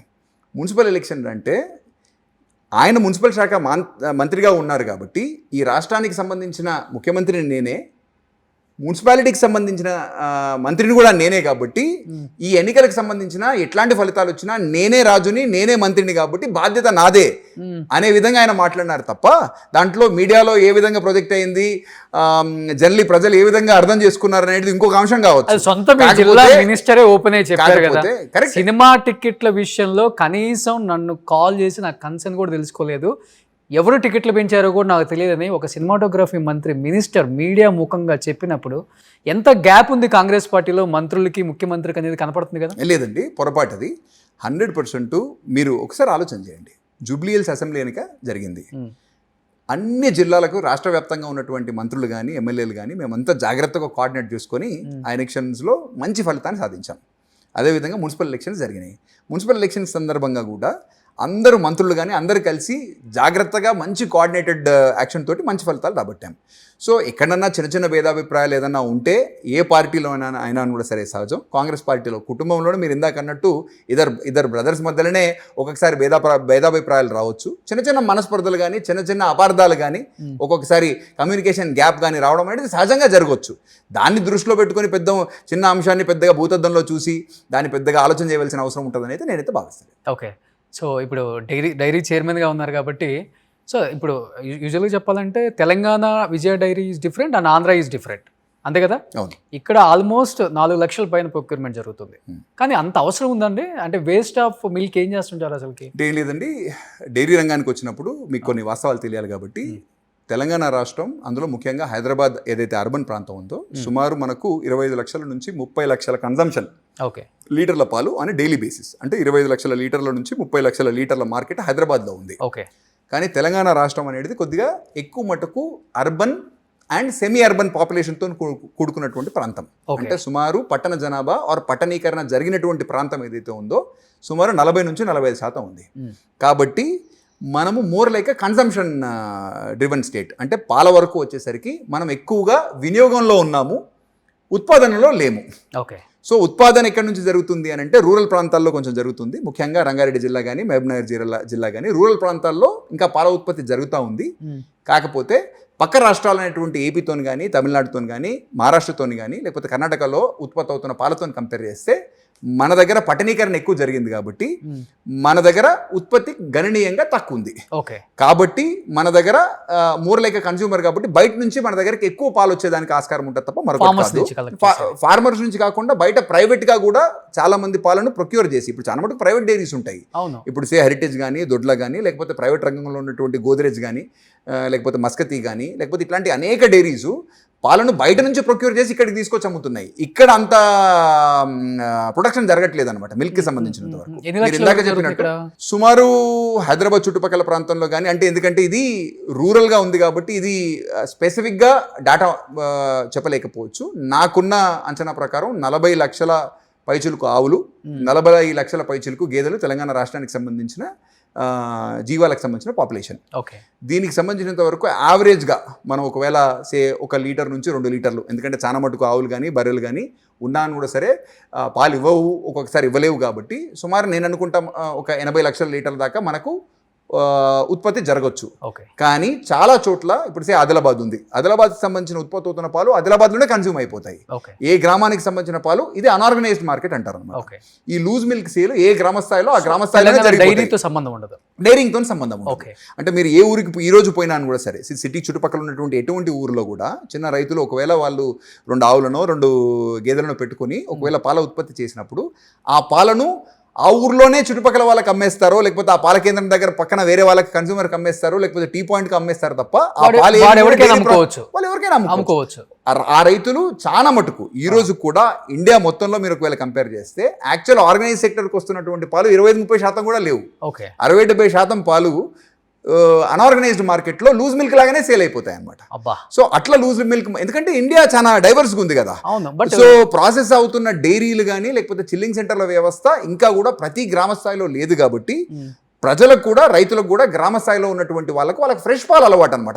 ప్యాకెట్ పాలు అవసరం లేదు వాళ్ళకి అందుబాటులో కూడా ఉన్నాయి. కాబట్టి 70% ఈ రోజు కూడా అన్ఆర్గనైజ్డ్ మార్కెటే ఉంది. ఆర్గనైజ్డ్ మార్కెట్ మటుకు తక్కువ. మనం ఎక్కడైతే పట్టణీకరణ జరిగినటువంటి పట్టణాలు ఉన్నాయో, సో ఫర్ ఎగ్జాంపుల్ ఇందాక నేను చెప్తున్నట్టు హైదరాబాద్ ఉంది, హైదరాబాద్ అర్బన్లో 25 లక్షల లీటర్ల నుంచి 30 లక్షల లీటర్ల మార్కెట్ ఉంది. మన మార్కెట్కి అనుగుణంగా ప్రైవేట్ డైరీలు అయితేనేమి, గవర్నమెంట్ డైరీలు అయితేనేమి, కోఆపరేటివ్ రంగంలో ఉన్నటువంటి డైరీలు అయితేనేమి, మనం అందరం కలిసి ఈ డైరీలు అన్నీ కలిపి ఈ 20 లక్షల డిమాండ్ అనేది మనం మీట్ అవుతా ఉన్నాం. 25 నుంచి 30 లక్షలు. ఇందులో కూడా సుమారు 5-6 లక్షల లీటర్ల పాలు అన్ఆర్గనైజ్డ్.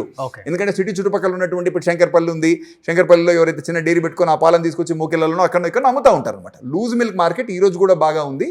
ఇందులో మీరు చెప్పినట్టు తెలంగాణ మిల్క్ ఏం చేస్తారండి హైదరాబాద్ ఇప్పుడు ఈ రోజు మీరు మాట్లాడుతున్నారు కాబట్టి మనం ఫిబ్రవరి మాసంలో సుమారు మన సేల్స్ ఈ రోజు 3.5 లక్షల లీటర్ల దాకా సేల్ ఉంది ఈ రోజు. మాకు రైతుల నుంచి మేము ప్రొక్యూర్ చేయగలుగుతుంది మటుకు 2,70,000 నుంచి 2,80,000 లీటర్లే మేము ప్రొక్యూర్ చేయగలుగుతున్నాం. ఎందుకు అంటే లీన్ సీజన్లో ఎంటర్ అయినాం. అంటే ఎప్పుడైతే వింటర్ అయిపోయి ఇప్పుడిప్పుడే సమ్మర్ వస్తుంది అనుకునే టైంలో generally life cycle of an యానిమల్లో ఈ టైం తక్కువ ఉత్పత్తి జరిగే టైం. సో పాలలో కూడా లోటు బడ్జెట్లో ఉన్నారు. 100% పాల అంటే లోటు బడ్జెట్ అనే దానికంటే ఉత్పత్తి అయ్యే పాలే తక్కువ ఉన్నాయి. ప్రైవేట్ కంపెనీలో ప్రొక్యూర్ చేయగలుగుతున్నాయి లేదు పక్కన రాష్ట్రాల్లో కానీ మేము కానీ. ఇప్పుడు మాకు రైతుల నుంచి ఉత్పత్తి అవుతున్నదంత వరకు మేము కొంటా ఉంటాం. కానీ మాకు ఒకవేళ అవసరం అంతకంటే ఎక్కువ ఉందనుకోండి, ఫర్ ఎగ్జాంపుల్ ఇందాక నేను చెప్తున్నట్టుగా 2,70,000 2,80,000 నాకు ఫార్మర్ నుంచి వస్తూ ఉంది. కానీ నేను అమ్మకాల మటుకు 3.5 లాక్ చేస్తున్నా. మరి 50-60 లీటర్లు నేను ఎక్కడి నుంచో కొనాలి కదా. అది కర్ణాటకకు పోయి కర్ణాటక మిల్క్ ఫెడరేషన్ నుంచి కొంటానా, లేకపోతే మహారాష్ట్ర నుంచి పోయి ఇంకేదైనా కోఆపరేటివ్ రంగం నుంచి డైరీ నుంచి కొంటానా, ఇక్కడ మన దగ్గర నుంచి ఇంకెవరైనా ఎక్సెస్ ఉన్న మిల్క్ ఉన్నటువంటి డైరీస్ నుంచి వాళ్ళ దగ్గర కొనొచ్చు. లేకపోతే జనరలీ సో ఇట్లా ప్రొక్యూర్మెంట్ అనేది మల్టిపుల్ సోర్సెస్. ఒకవేళ మన రైతుల నుంచి రాకపోతే మటుకు బయట నుంచి కొనేదానికి ఆస్కారం, ఎక్కడి నుంచైనా కొనొచ్చు. బట్ అక్కడ నుంచి ప్యాకెట్లు వస్తే మటుకు యాక్సెప్ట్ చేయరు ఎందుకు తెలంగాణ డైరీ? ఎవరు చెప్తున్నారు? అదే ఆంధ్ర వాళ్ళు ఇక్కడ అమ్మకూడదు. ఇంత ముందు నెయ్యి అమ్మే వాళ్ళు, పెరుగమ్మే వాళ్ళు ఇప్పుడు పాలలో కూడా వచ్చేసారు తెలంగాణ కాంపిటీషన్. దీనికి సంబంధించినంత వరకు మీకు కానీ ప్రజలకు కానీ తెలియాల్సింది ఏంటంటే, విజయ పేరు మీద మీరు మా రాష్ట్రంలో రాష్ట్రానికి సంబంధించిన ఏదైతే పాడి పరిశ్రమ అభివృద్ధి సంస్థ ఉందో, ఇది 2 రాష్ట్రాలు కలిపి ఉన్నప్పుడు విజయ అనేది ఉమ్మడికి సంబంధించిన బ్రాండ్. ఎప్పుడైతే రాష్ట్రాలు విడిపోయినాయో బ్రాండ్ ఇద్దరు వాడుకోవచ్చు, దాంట్లో ఏం తప్పులేదు. కానీ ఒకరి రాష్ట్రాల్లో మరొకరు వచ్చేసి వ్యాపారం చేద్దామని అనుకోవడం అనేది అది ఒక అంశం. దీంట్లో కూడా ఏమవుతుందంటే ఈ రోజు కూడా తెలంగాణకి సంబంధించిన పాడి పరిశ్రమ సంస్థ ఏదైతే విజయ తెలంగాణ ఉందో మేము తెలంగాణ రాష్ట్రానికి సంబంధించిన రైతాంగం నుంచే పాల్గొంటా ఉన్నాము. సహకార రంగంలో ఇంకా పాల్గొంటా ఉన్నాము. మా బిఎంసీయూస్ 100 పైసలకు బిఎంసీయూస్ జిల్లాల్లో ఉన్నాయి, 10 చిల్లింగ్ సెంటర్లు ఉన్నాయి. మాకు మా హైదరాబాద్లో ఉన్నటువంటి 2 డైరీలతో కలుపుకొని జిల్లా స్థాయిలో ఇంకో 9 డైరీలు ఉన్నాయి. 11 డైరీలతోటి ప్రతిరోజు ఒక 11 లక్షల నుంచి 12 లక్షల లీటర్ల పాల సేకరణతో పాటు ప్రాసెసింగ్ చేసే కెపాసిటీ మా దగ్గర ఉంది. అయితే ఆంధ్రాకి సంబంధించినంత వరకు స్టేట్ ఫెడరేషన్ ఏదైతే ఉందో అన్ని జిల్లాలు విడిపోయినాయి. అక్కడ సేకరణ వ్యవస్థ కానీ లేకపోతే ప్రాసెస్ చేసే వ్యవస్థ కానీ ఫెడరేషన్ చేతుల్లో లేదు. ఫెడరేషన్ చేతుల్లో జస్ట్ బ్రాండ్ ఉంది తప్ప రైతులతోని సంబంధాలు కానీ ఇప్పుడు విజయ వచ్చేది బ్రాండ్ అనేది ఇప్పుడు విజయ తెలంగాణ మటుకే తెలంగాణ రాష్ట్రానికి సంబంధించిన పాడి పరిశ్రమ అభివృద్ధి సంస్థ మన బ్రాండ్ విజయ తెలంగాణనే. ఇంకా స్వచ్ఛమైన పాలను రైతుల నుంచి ప్రొక్యూర్ చేసి ప్రాసెస్ చేసి మనమే అమ్ముతున్నాం. ఆంధ్రాకి సంబంధించిన విజయ మటుకు అది రైతాంగంలో ఆంధ్రాకి సంబంధించిన విజయ ఏదైతే ఉందో ఆంధ్రప్రదేశ్ పాడి పరిశ్రమ అభివృద్ధి సంస్థ ఏదైతే ఉందో వాళ్ళ విజయ పేరుని బయట ప్రైవేట్గా లైసెన్సింగ్ కోసం అని చెప్పేసి ఇస్తూ ఉంది. ఆ లైసెన్సింగ్ ప్రైవేట్ కంపెనీస్ తీసుకొని ఇప్పుడు గుజరాత్లోనో మహారాష్ట్రలోనో ఘీ ప్యాక్ చేస్తూ ఉన్నారు. పేరు మటుకు విజయానే ఉంటుంది. ప్రైవేట్గా మీరు ప్యాకెట్ వెనకాల తిప్పి చూస్తే అది కన్నన్ డైరీ లేకపోతే ఇంకెక్కడో డైరీలో ప్యాక్ అయి ఉంటుంది. సో అట్లా ప్రైవేట్గా వాళ్ళు జస్ట్ విజయ లేబుల్ని వాళ్ళు ప్రైవేట్గా వేరే వాళ్ళకి అప్పచెప్పడం జరుగుతూ ఉంది. అట్లా ఘీ అప్పచెప్పారు, అట్లా పెరుగప్పచెప్పారు, తొందరలో పాలప్పచెప్పబోతా ఉన్నారు. మేము తెలంగాణ రాష్ట్రంలో మా రాష్ట్ర రైతుల నుంచి పాల్గొనుకుంటూ మేమే సేకరిస్తూ మేమే చిల్లింగ్ చేస్తూ మేమే ప్రాసెస్ చేస్తూ మేమే కన్స్యూమర్కి స్వచ్ఛమైన పాలను అమ్ముతూ ఉంటే వాళ్ళు మటుకు ప్రైవేట్కి ఇచ్చుకుంటూ అంటే వాళ్ళు బ్రాండ్ నమ్ముతున్నారు తప్ప పాలు నమ్మట్లా. సో ప్రజలు కూడా ఈ వాస్తవాలను గ్రహించాలా, ప్రజలకు కూడా తెలియాలా. విజయ పేరు మీద ఉట్టి విజయ అని వస్తే మటుకు అది ప్రైవేట్గా తయారవుతున్న పాల కిందనే భావించాలి తప్ప విజయ తెలంగాణ అంటేనే ఈ రాష్ట్ర పాడి పరిశ్రమ అభివృద్ధి సంస్థ తప్ప ఉట్టి విజయ పేర్ల మీద మటుకు ఎవరైనా పాలు కానీ పెరుగు కానీ అమ్మితే మటుకు అది 100% ప్రైవేట్ డైరీలో ప్రొక్యూర్ అవుతున్నటువంటి ప్రైవేట్ పాలు. వాళ్ళు ఏమీ దాంట్లో క్వాలిటీ నాణ్యత పరమైన ప్రమాణాలు పాటిస్తున్నారో తెలియదు. కాబట్టి ప్రజలు కన్స్యూమర్స్ కొంటున్నప్పుడు కొద్దిగా ఆలోచన చేసుకోవాల్సింది. చెప్పాలంటే విజయ కన్నా కూడా ప్రైవేట్ కంపెనీసే ఎక్కువ. మీరు ప్యాకెట్ వెనకాల మీరు ఓపెన్ చేసి చూసినట్టయితే ఉట్టి విజయ పేరు మీద ఈరోజు ఘీ అవైలబుల్ ఉంటుంది. ఏ సూపర్ మార్కెట్ పోయినా కూడా సరే మీరు ప్యాకెట్ వెనకాల తీసి చూడండి, Kannan dairy packed by marketed by so and so. అంటే వీళ్ళు విజయ అనే బ్రాండ్ని బయట ప్రైవేట్ కంపెనీస్కి లైసెన్స్ ఇస్తే వాడు లాభం కోసం పనిచేస్తాడు కదా.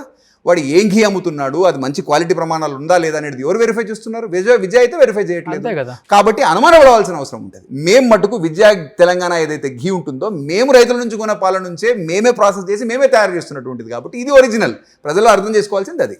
కాబట్టి మేము మా రైతాంగానికి సంబంధించిన ఇంట్రెస్ట్ కాపాడాలంటే ఖచ్చితంగా ఆంధ్ర నుంచి ఆర్ ఆంధ్ర ఎవరికన్నా ఆంధ్ర అంటే ఆంధ్ర విజయ ఒకవేళ ఎవరికన్నా ఏపీ ఫెడరేషన్ కనుక ఎవరికన్నా ప్రైవేట్ డైరీకి ఒకవేళ లైసెన్స్ ఇచ్చి వాళ్ళతోని పాలను ప్రాసెస్ చేసి ప్రైవేట్ డైరీలో తయారవుతున్న పాలను మళ్ళీ విజయ పేరు మీద ఇక్కడ తీసుకొస్తే ఒకవేళ వాళ్ళ నాణ్యత బాగాలేకపోతే మా పేరు కూడా డిస్టర్బ్ అవుతుంది కదా. కన్స్యూమర్ ఏమనుకుంటాడు, విజయ పేరు పాలు బాగాలేవని అనుకుంటాడు, మాకు కూడా నష్టం జరుగుతుంది కదా.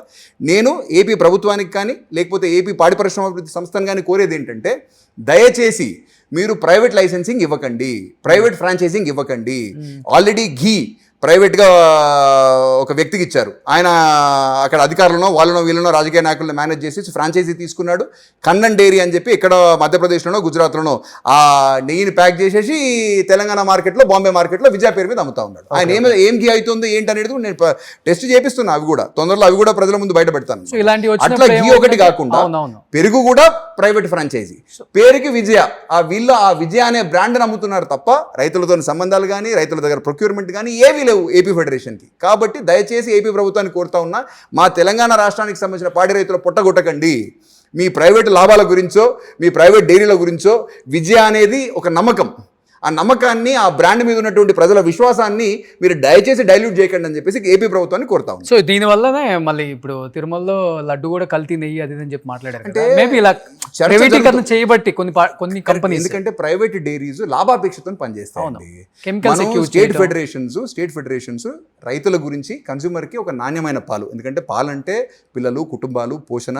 సో ఇట్లాంటి ఫ్రేమ్వర్క్లో ఉన్నప్పుడు ఆ నమ్మకాన్ని కానీ ఆ విశ్వాసాన్ని కానీ మనం దయచేసి ప్రైవేట్ అవసరాల గురించి ప్రైవేట్ లాభాల గురించి మీరు బలిపెట్టవద్దని చెప్పేసి ఏపీ ఫెడరేషన్ కోరుతాం. ఒక మాటలో చెప్పండి సార్, ఇప్పుడు రీసెంట్గా రాజమండ్రిలో కూడా మిల్క్లో ఏదో కెమికల్ ఎక్కువ యాడ్ అయిపోయి కిడ్స్ చనిపోయారు, ఒక పెద్ద అతను కూడా చనిపోయారు.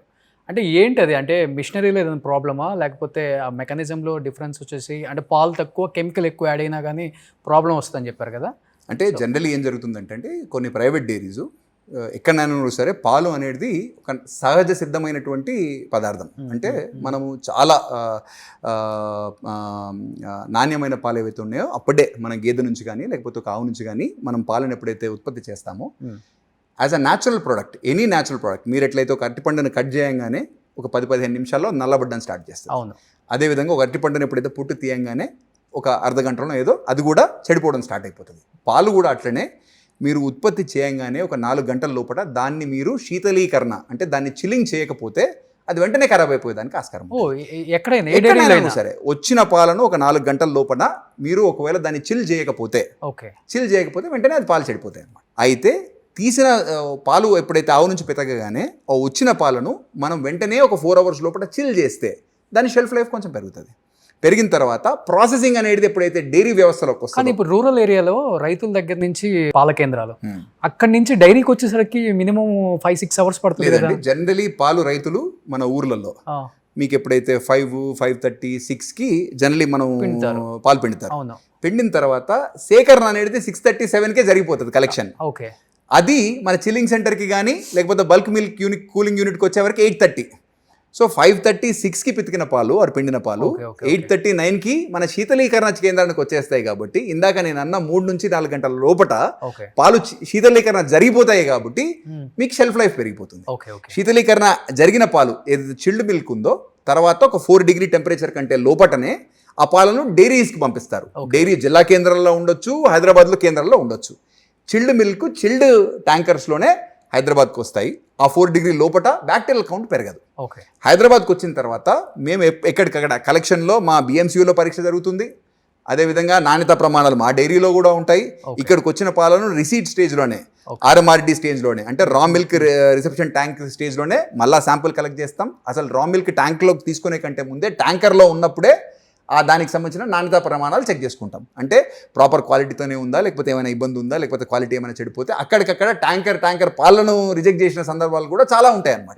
ట్యాంకర్ పాలు మొత్తం చెడిపోయేదానికి ఆస్కారం ఉంటుంది. కానీ లూజ్ మిల్క్ మార్కెట్లో ఏం జరుగుతుందంటే లూజ్ మిల్క్ మార్కెట్లో ఇప్పుడు నేను చెప్పిన 4 అవర్ విండో ఎప్పుడైతే దాటుతుందో శీతలీకరణ జరగకపోతే పాలల్లో యాసిడిటీ పెరిగిపోయి పాలు చెడిపోయేదానికి అంటే కర్డ్లింగ్ అంటారు అన్నమాట. సో ఇది జరుగుతుంది. అది జరగకుండా ఏం చేస్తారంటే చాలా చోట్ల ప్రైవేట్ డైరీలో కూడా జరుగుతుందని చెప్పేసి కూడా ఇది ఒక కామన్ ప్రాక్టీస్ ఉంది.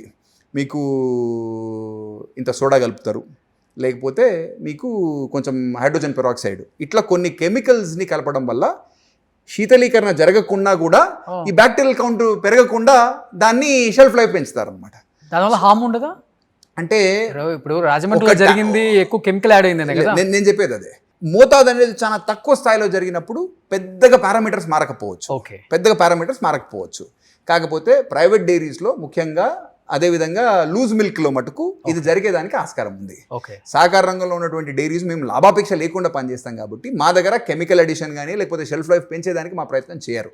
సో మాకు విజయ తెలంగాణకు ఒక మార్కెట్లో ఒక చెడ్డ పేరు కూడా ఉంది. ఏంటంటే మా పాలు తొందరగా పగిలిపోతాయని చెప్పి ఎందుకు పగులుతాయి అనేది ప్రజలకు కూడా మొన్ననే నేను ఒక మీడియా షో చూస్తున్నప్పుడు కూడా ఒక సైంటిస్ట్ చెప్పాడు, మిగిలిపోతాయి. అంటే న్యాచురల్ది ఏదున్నా చెడిపోతుందండి. ఎప్పుడైతే కెమికల్ కలుపుతామో పాలు ఒక 24 గంటలు చెడిపోకుండా ఉన్నాయి ఫ్రిడ్జ్ లో పెట్టలేకపోయినా అంటే దాని అర్థం ఖచ్చితంగా దాంట్లో ఏదో కలిసిందని 100%. కొంతమంది కన్స్యూమర్స్ నేను పాల్గొంటాను పగిలిపోకుండా ఉండాలనే ఆలోచనతో కొంటే మటుకు 100% దాంట్లో ఏదో కలిపిందే వస్తుంది తప్ప ఇంకోటి కాదు. సో యాజ్ ఎ డైరీ చైర్మన్గా ఇప్పుడు సిటీ మన లైఫ్ స్టైల్ మొత్తం కూడా ఎక్కువ పాల ప్యాకెట్స్. సో విజయ కన్నా కూడా ఎక్కువ హెరిటేజ్ అనో ఏదైనా ఉండదు. ఇప్పుడు ఏదో కొత్తగా వచ్చింది న్యాచురల్ మిల్క్ సిద్ధి ఫామ్ ఏదో, అంటే ఇంకా ప్యూర్ బయట మిల్క్ ఏ కాస్ట్ అయితే ఉందో ఆ కాస్ట్లోనే ఇప్పుడు. అసలు పాల ప్యాకెట్ కొనేవాళ్ళు ఎక్స్పైరీ డేట్ ఒకటే చూస్తారు అనుకుంటా, మిగతాది ఏది చూడరు. అంటే ఇంగ్రీడియంట్స్ ఏంటి, దాంట్లో ఏమి యాడ్ చేస్తున్నారు, ఏమి ఉండదు కదా. ఇప్పుడు మీరు చెప్పారు బిఫోర్ నాకు ఒకటి, మేము SNF అండ్ ఫ్యాట్ ఇవన్నీ యాజ్ ఇట్ ఈజ్ ఏదైతే మెన్షన్ చేస్తామో అది ఇస్తాము. మిగతా వాళ్ళు చాలామంది ఇవ్వరు. జస్ట్ ఏదో ఆ ఇవ్వకపోవటం వల్ల చాలా సంపాదించేసుకుంటున్నాయి ప్రైవేట్ కంపెనీలు అన్నారు కదా. ఏంటి డిఫరెన్స్? పాల ప్యాకెట్ కొనే వాళ్ళు ఏం చూడాలి అసలు? అంటే జనరలీ ఏంటంటే ఏ పాల ప్యాకెట్ నేను కన్జ్యూమర్స్ అందరికి కూడా కోరేది ఏంటంటే పాలు కొనేటప్పుడు జనరలీ టోన్డ్ మిల్క్ ఉందనుకోండి, అది 3% ఫ్యాట్, 8.5% ఎస్ఎన్ఎఫ్. ఓకే. ఎస్ఎన్ఎఫ్ అంటే సాలిడ్ నాన్ ఫ్యాట్ అంటారు. జనరల్లీ న్యూట్రియంట్స్ కానీ, మినరల్స్ కానీ, ప్రోటీన్ కానీ ఇవన్నీ కలిపితే ఆ ఎస్ఎన్ఎఫ్ అనమాట. అదొక 8.5% ఉండాలి. ఫ్యాట్ అనేది 3% అనేది టోన్డ్ మిల్క్ అంటే ఈ బేసిక్ పారామీటర్స్ యాజ్ పర్ మన government of India FSSAI. Okay. దానివల్ల వాళ్ళు ఇస్తున్న స్టాండర్డ్స్ అవి. అయితే ఇక్కడ నేను నోటీస్ చేసింది ఏంటంటే యాజ్ అ చైర్మన్, రాష్ట్రానికి సంబంధించిన పాడి పరిశ్రమ అభివృద్ధి సంస్థ చైర్మన్గా, ప్రైవేట్ డైరీస్ మట్టుకు కొన్ని నాణ్యతాపరమైన ప్రమాణాల దగ్గర వాళ్ళు కొంచెం కాంప్రమైజ్ అవుతారనమాట. అంటే దాని అర్థం ఏంటంటే 3% ఫ్యాట్ అని చెప్పి 2.5% ఫ్యాట్ ఇవ్వడం. ఆటోమేటికల్ ఏమవుతుందంటే ఆ 0.5% ఫ్యాట్ అనేది ప్రజలకు కూడా పెద్దగా చిక్కదనం కొంచెం తగ్గుతుంది, కానీ పెద్దగా ఏర్పడదు అనమాట. ఓకే. అదేవిధంగా ఎస్ఎన్ఎఫ్ ఏదైతే ఉందో అంటే న్యూట్రియంట్స్ కానీ, ప్రోటీన్ కానీ ఏదైతే 8.5% ఉందో దాన్ని కూడా కొంచెం తగ్గిస్తారు. దీంతో ఏమవుతుంది, వాళ్ళకి లాభాలు పెరుగుతాయి. కన్స్యూమర్ మటుకు అది రోజు అయితే ల్యాబ్కి పోయి టెస్ట్ అయితే చేయడు కదా. వాటితో ఏం చేస్తారు, ఆ మ్యానుఫ్యాక్చరింగ్ అంటే వేరే లాభాలు అనేది దేంతో, ఇప్పుడు ఫ్యాట్ ఏదైతే మిగుల్చుకుంటారో దాంతో బటర్ తయారు చేసి గీ తయారు చేస్తారా, లేకపోతే దాన్ని ఇంకెవరికన్నా అమ్మేసి లాభం సంపాదిస్తారా, ఏదైనా చేయొచ్చు కదా. సో మిగిలించుకున్న ఏదైతే మిగులుందో, ఇప్పుడు మీరు ప్రజలు కూడా ఆలోచన చేయాల్సింది ఏంటంటే, విజయ తెలంగాణ ప్రభుత్వానికి సంబంధించిన సంస్థ. మాకు లాభాపేక్ష కంటే మా రైతుల శ్రేయస్సు, అదేవిధంగా మా కన్జ్యూమర్కి కావాల్సిన హెల్త్, ఇవి రెండు, లాభం అనేది తర్వాత విషయం, ఎందుకంటే ఇది ప్రభుత్వం కాబట్టి. ఇవి రెండు మాకు ముఖ్యమైన ఉద్దేశాలు. కాకపోతే ప్రైవేట్ డైరీస్ కానీ, లేకపోతే ఈరోజు స్టాక్ మార్కెట్లో లిస్ట్ అయిన కంపెనీస్ ఏవైతే ఉంటాయో ఎంత ప్రాఫిట్ చూపిస్తున్నారంటే దాని అర్థం ఏంటంటే ఇక్కడ లాభాపేక్ష గురించి పనిచేస్తున్నట్టు కదా లెక్క. మరి లాభాలు రావాలంటే అక్కడనో ఇక్కడనో చిన్న చిన్న 1 or 2 years లో పబ్లిక్ వెళ్ళిపోతుంది. అదే అంటున్నారు, చిన్న చిన్న లోటుపాట్లు, ప్రాఫిట్ ఓరియంటేషన్ ఎప్పుడైతే ఉంటుందో ఇట్లాంటి చిన్న చిన్న కాంప్రమైజెస్ 100% చేస్తారు. కాబట్టి ప్రజలందరినీ కూడా నేను వ్యక్తిగతంగా కోరేది ఏంటంటే, గవర్నమెంట్కి సంబంధించిన సంస్థ విజయ తెలంగాణ ఏదైతే ఉందో మా పాలు కొనండి, నాణ్యతలో ఎటువంటి రాజీ లేకుండా మేము కల్తీకి ఆస్కారం లేనటువంటి వాతావరణంలో తయారు చేస్తాం. కాబట్టి ఎప్పుడైనా మినిమం గ్యారంటీ కదా, గవర్నమెంట్ అంటే మినిమం గ్యారంటీ.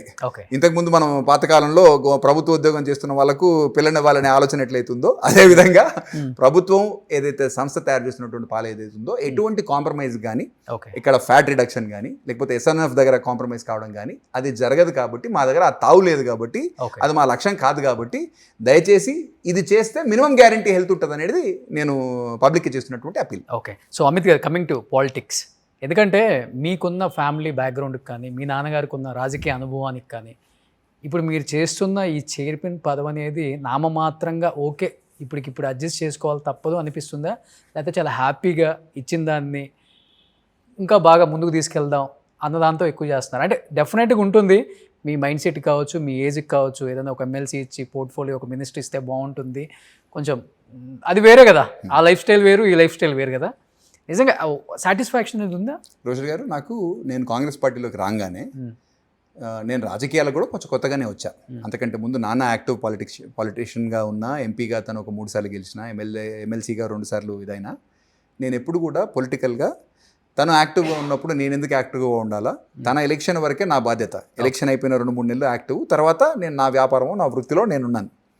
నేను ఎప్పుడైతే ఫుల్ టైం పాలిటిక్స్లోకి రావడం ఏదైతే జరిగిందో అది 2022 సంవత్సరంలో, ఆ టైంలో చిన్నగా ప్రజాసేవ త్రూ నేను పాలిటిక్స్లోకి రావడం జరిగింది. అది కూడా ఎప్పుడు మా నాన్నగారు ఇంకా రాజకీయంగా కొద్దిగా ఇంకా నేను ఎలక్ట్రల్ పాలిటిక్స్లో ఉండను అనే నిర్ణయానికి దాన్ని ఎప్పుడైతే వచ్చారో అప్పటి నుంచి నేను కొంచెం యాక్టివ్గా పార్టిసిపేట్ చేయడం స్టార్ట్ అయింది. నేను కాంగ్రెస్ పార్టీలో 2024 సంవత్సరంలో ఏప్రిల్ మేలో పార్టీలో జాయిన్ కావడం జరిగింది. నేను జాయిన్ కాగానే నాకు ఒక 5-6 మాసాల్లో మా కుటుంబానికి ఉన్న పాడి రంగం పట్ల మాకున్న అవగాహన బేస్ చేసుకునో, లేకపోతే అనుభవం బేస్ చేసుకునో ఆ రోజున్న నాకు పార్టీ ఒక అవకాశం కల్పించింది. ఎంత పెద్ద మనసు చేసుకుని నేను పార్టీలోకి రాగానే నాకు పార్టీ ఒక అవకాశం ఇచ్చింది అనేది నేను ఖచ్చితంగా పార్టీకి సంబంధించిన నాయకత్వానికి, మా ముఖ్యమంత్రి గారికి కానీ, మా జిల్లాకు సంబంధించిన మంత్రివర్లకు కానీ నేను ఎల్లవేళలా రుణపడి ఉంటాను తప్ప. ఎందుకంటే రాజకీయంగా ఎప్పుడైనా కూడా సరే ప్రజాసేవ చేయాలంటే మనకు ఒక ప్లాట్ఫామ్ కావాలి. నా కాళ్ళ కింద ఒక ప్లాట్ఫామ్ అనేది పార్టీ కల్పించింది కాబట్టి సర్వదా నేను రుణపడి ఉంటా. నాకు ఎటువంటి చిన్న అవకాశం ఇచ్చినా కూడా సరే నేను చిత్తశుద్ధితో పనిచేస్తాను తప్ప మరొకటి కాదు. రాజకీయ పరంగా కూడా అంటే కాంగ్రెస్ పార్టీ సిద్ధాంతాలు నచ్చినాయా, రేవంత్ రెడ్డి లీడర్షిప్ క్వాలిటీస్ నచ్చాయా? అన్ని కూడా ఏదో ఒకటి ఉంటుంది కదా. నాన్నగారు కాంగ్రెస్ పార్టీలో ఎంపీగా ఉన్నారు కాబట్టి కాంగ్రెస్ పార్టీకి సంబంధించిన ఐడియాలజీ ఏదైతే ఉందో మొదటి నుంచి కూడా భారతదేశానికి సంబంధించిన స్వాతంత్రం తెప్పించాల్సిందన్న మన మా ముఖ్యమంత్రి గారు చెప్పారు. ఒక మంచి మాట చెప్పారు. ఏంటో మీరు ఒకసారి మీరు కూడా వినాలా. కాంగ్రెస్ పార్టీ అనేది 120-130 సంవత్సరాల పైచిలుకు చరిత్ర గల పార్టీ. కాంగ్రెస్ పార్టీ వల్ల దేశానికి స్వాతంత్రం వచ్చింది. కాంగ్రెస్ పార్టీకి సంబంధించిన ఫ్రేమ్వర్క్ ప్రభుత్వం నుంచే ఈ భారతదేశానికి సంబంధించిన రాజ్యాంగం కూడా లిఖించబడ్డది. మరి ఇట్లాంటి పరిస్థితులలో అదే రాజ్యాంగం ద్వారా పదవులు పొందినటువంటి ఈ రోజు ఉన్నటువంటి పార్టీలు కాంగ్రెస్ ముక్త భారత్ అనే ఒక స్టాండ్ తీసుకోవడం అనేది చాలా విచిత్రమైన పరిస్థితి అన్నమాట. ఎందుకంటే ఈ దేశం ఏదైతే స్వాతంత్రం వచ్చినా రాజ్యాంగం ఈరోజు ఏదైతే ఉందో ఆ రాజ్యాంగాన్ని తుంగలో తొక్కి దాన్ని మార్చాలనే పరిస్థితి, ప్రజలకు సంబంధించిన ఏవైతే మనోభావాలు ఉన్నాయో, లేకపోతే మత స్వేచ్ఛ ఉందో, లేకపోతే ఏదైతే మంచి వాతావరణాన్ని రాజకీయాల కోసమని కులాల మధ్యలో మతాల మధ్యలో విభజించి పాలించు అనే ఆలోచన ఏదైతే ఇంతకుముందు బ్రిటిష్ వాళ్ళు చేశారో ఈ రోజు ఉన్నటువంటి భారతీయ జనతా పార్టీ కూడా ప్రయత్నాలు చేస్తూ ఉంది. కాబట్టి ప్రజలందరూ కూడా ఈ వాస్తవాలను గుర్తించాలా. అదేవిధంగా బీఆర్ఎస్ పార్టీ కూడా ఇంతకుముందు కూడా అసలు కాంగ్రెస్ అనేది లేకుండా చేసే ప్రయత్నం చేసింది. అదేవిధంగా కాంగ్రెస్ పార్టీకి సంబంధించిన ఏవైతే గుణగణాలు ఉన్నాయో, ఏదైతే సామాజిక న్యాయం కానీ, లేకపోతే ఈరోజు మా రాహుల్ గాంధీ గారు తీసుకుంటున్నటువంటి అనేక నిర్ణయాలు ఏవైతే ఉన్నాయో, పార్టీ గురించి తీసుకుంటున్నారు, భారతదేశం గురించి తీసుకుంటున్నారు, ఆ ఐడియాలజీని బేస్ చేసుకొని పనిచేస్తాను తప్ప మరొకటి కాదు. అంటే కాంగ్రెస్ పార్టీలో ఉన్న సీనియర్ లీడర్లు కావచ్చు, కాంగ్రెస్ నాయకత్వం కావచ్చు, లేకపోతే తెలంగాణ ఇచ్చిందని ఒక సెంటిమెంట్ కావచ్చు, దీనివల్ల కాంగ్రెస్ పార్టీ వచ్చిందని మీరు బలంగా నమ్ముతున్నారా? లేకపోతే ఓన్లీ రేవంత్ రెడ్డి నాయకత్వం, రేవంత్ రెడ్డి మాట తీరు, రేవంత్ రెడ్డిని కావాలనుకున్నారు కాబట్టి కాంగ్రెస్ పార్టీ గెలిచింది అని బల్లగుద్ది చెప్పగలరా? రెండు కూడా. ఎందుకంటే నిన్నగాక మొన్నొచ్చి 2 సంవత్సరాల్లో ముఖ్యమంత్రి అయిన ఆయనకే అంత ఆశ ఉంటే ఇన్ని సంవత్సరాలు ఈ పార్టీని నిలబెట్టి కార్యకర్తల నెత్తురు చిందించి కాంగ్రెస్ ప్రభుత్వం తెలంగాణను తీసుకొచ్చిన చరిత్ర మాది, మేము మంత్రి పదవి ఆశిస్తే తప్పేంటి అని రాజగోపాల్ రెడ్డి కామెంట్ చేశారు. కాబట్టి రెండిట్లలో ఏది మీరు? రెండు కూడా. తెలంగాణ తెచ్చిన పార్టీగా, తెలంగాణ ఇచ్చిన పార్టీగా ప్రజలు కాంగ్రెస్ పార్టీకి ఒక అవకాశం ఇవ్వాలని ఒక ఆలోచన చేసిన విషయం వాస్తవం. 2014 సంవత్సరంలో ఆ రోజున్నటువంటి వాతావరణ రీత్యా, ఎందుకంటే అప్పటికే 2004లో కాంగ్రెస్ పార్టీకి ఒక అవకాశం ఇచ్చారు, 2009లో కూడా ఒక అవకాశం ఇచ్చారు. 14 వచ్చేసరికి రాష్ట్రానికి సంబంధించిన విభజన జరిగింది, అప్పటికే 2 పర్యాయాలు చూశారు. కాబట్టి ఆ రోజున్నటువంటి పరిస్థితులలో ప్రజలు ఇంకొక పార్టీకి అవకాశం ఇచ్చారు. 2008 రేవంత్ రెడ్డి వచ్చాడని కాదు, రేవంత్ రెడ్డి గారు అంటే ఆ రోజు పరిస్థితి చెప్తున్నాను. సో ఈ రోజు ఉన్నటువంటి సిచ్యువేషన్లో కాంగ్రెస్ పార్టీ తెలంగాణ ఇచ్చింది, కాంగ్రెస్ పార్టీ తెలంగాణ ఇచ్చింది, తెచ్చింది. కాబట్టి కాంగ్రెస్ పార్టీకి కూడా ఒక అవకాశం ఇవ్వాలనే ఆలోచన ప్రజల్లో ఉంది.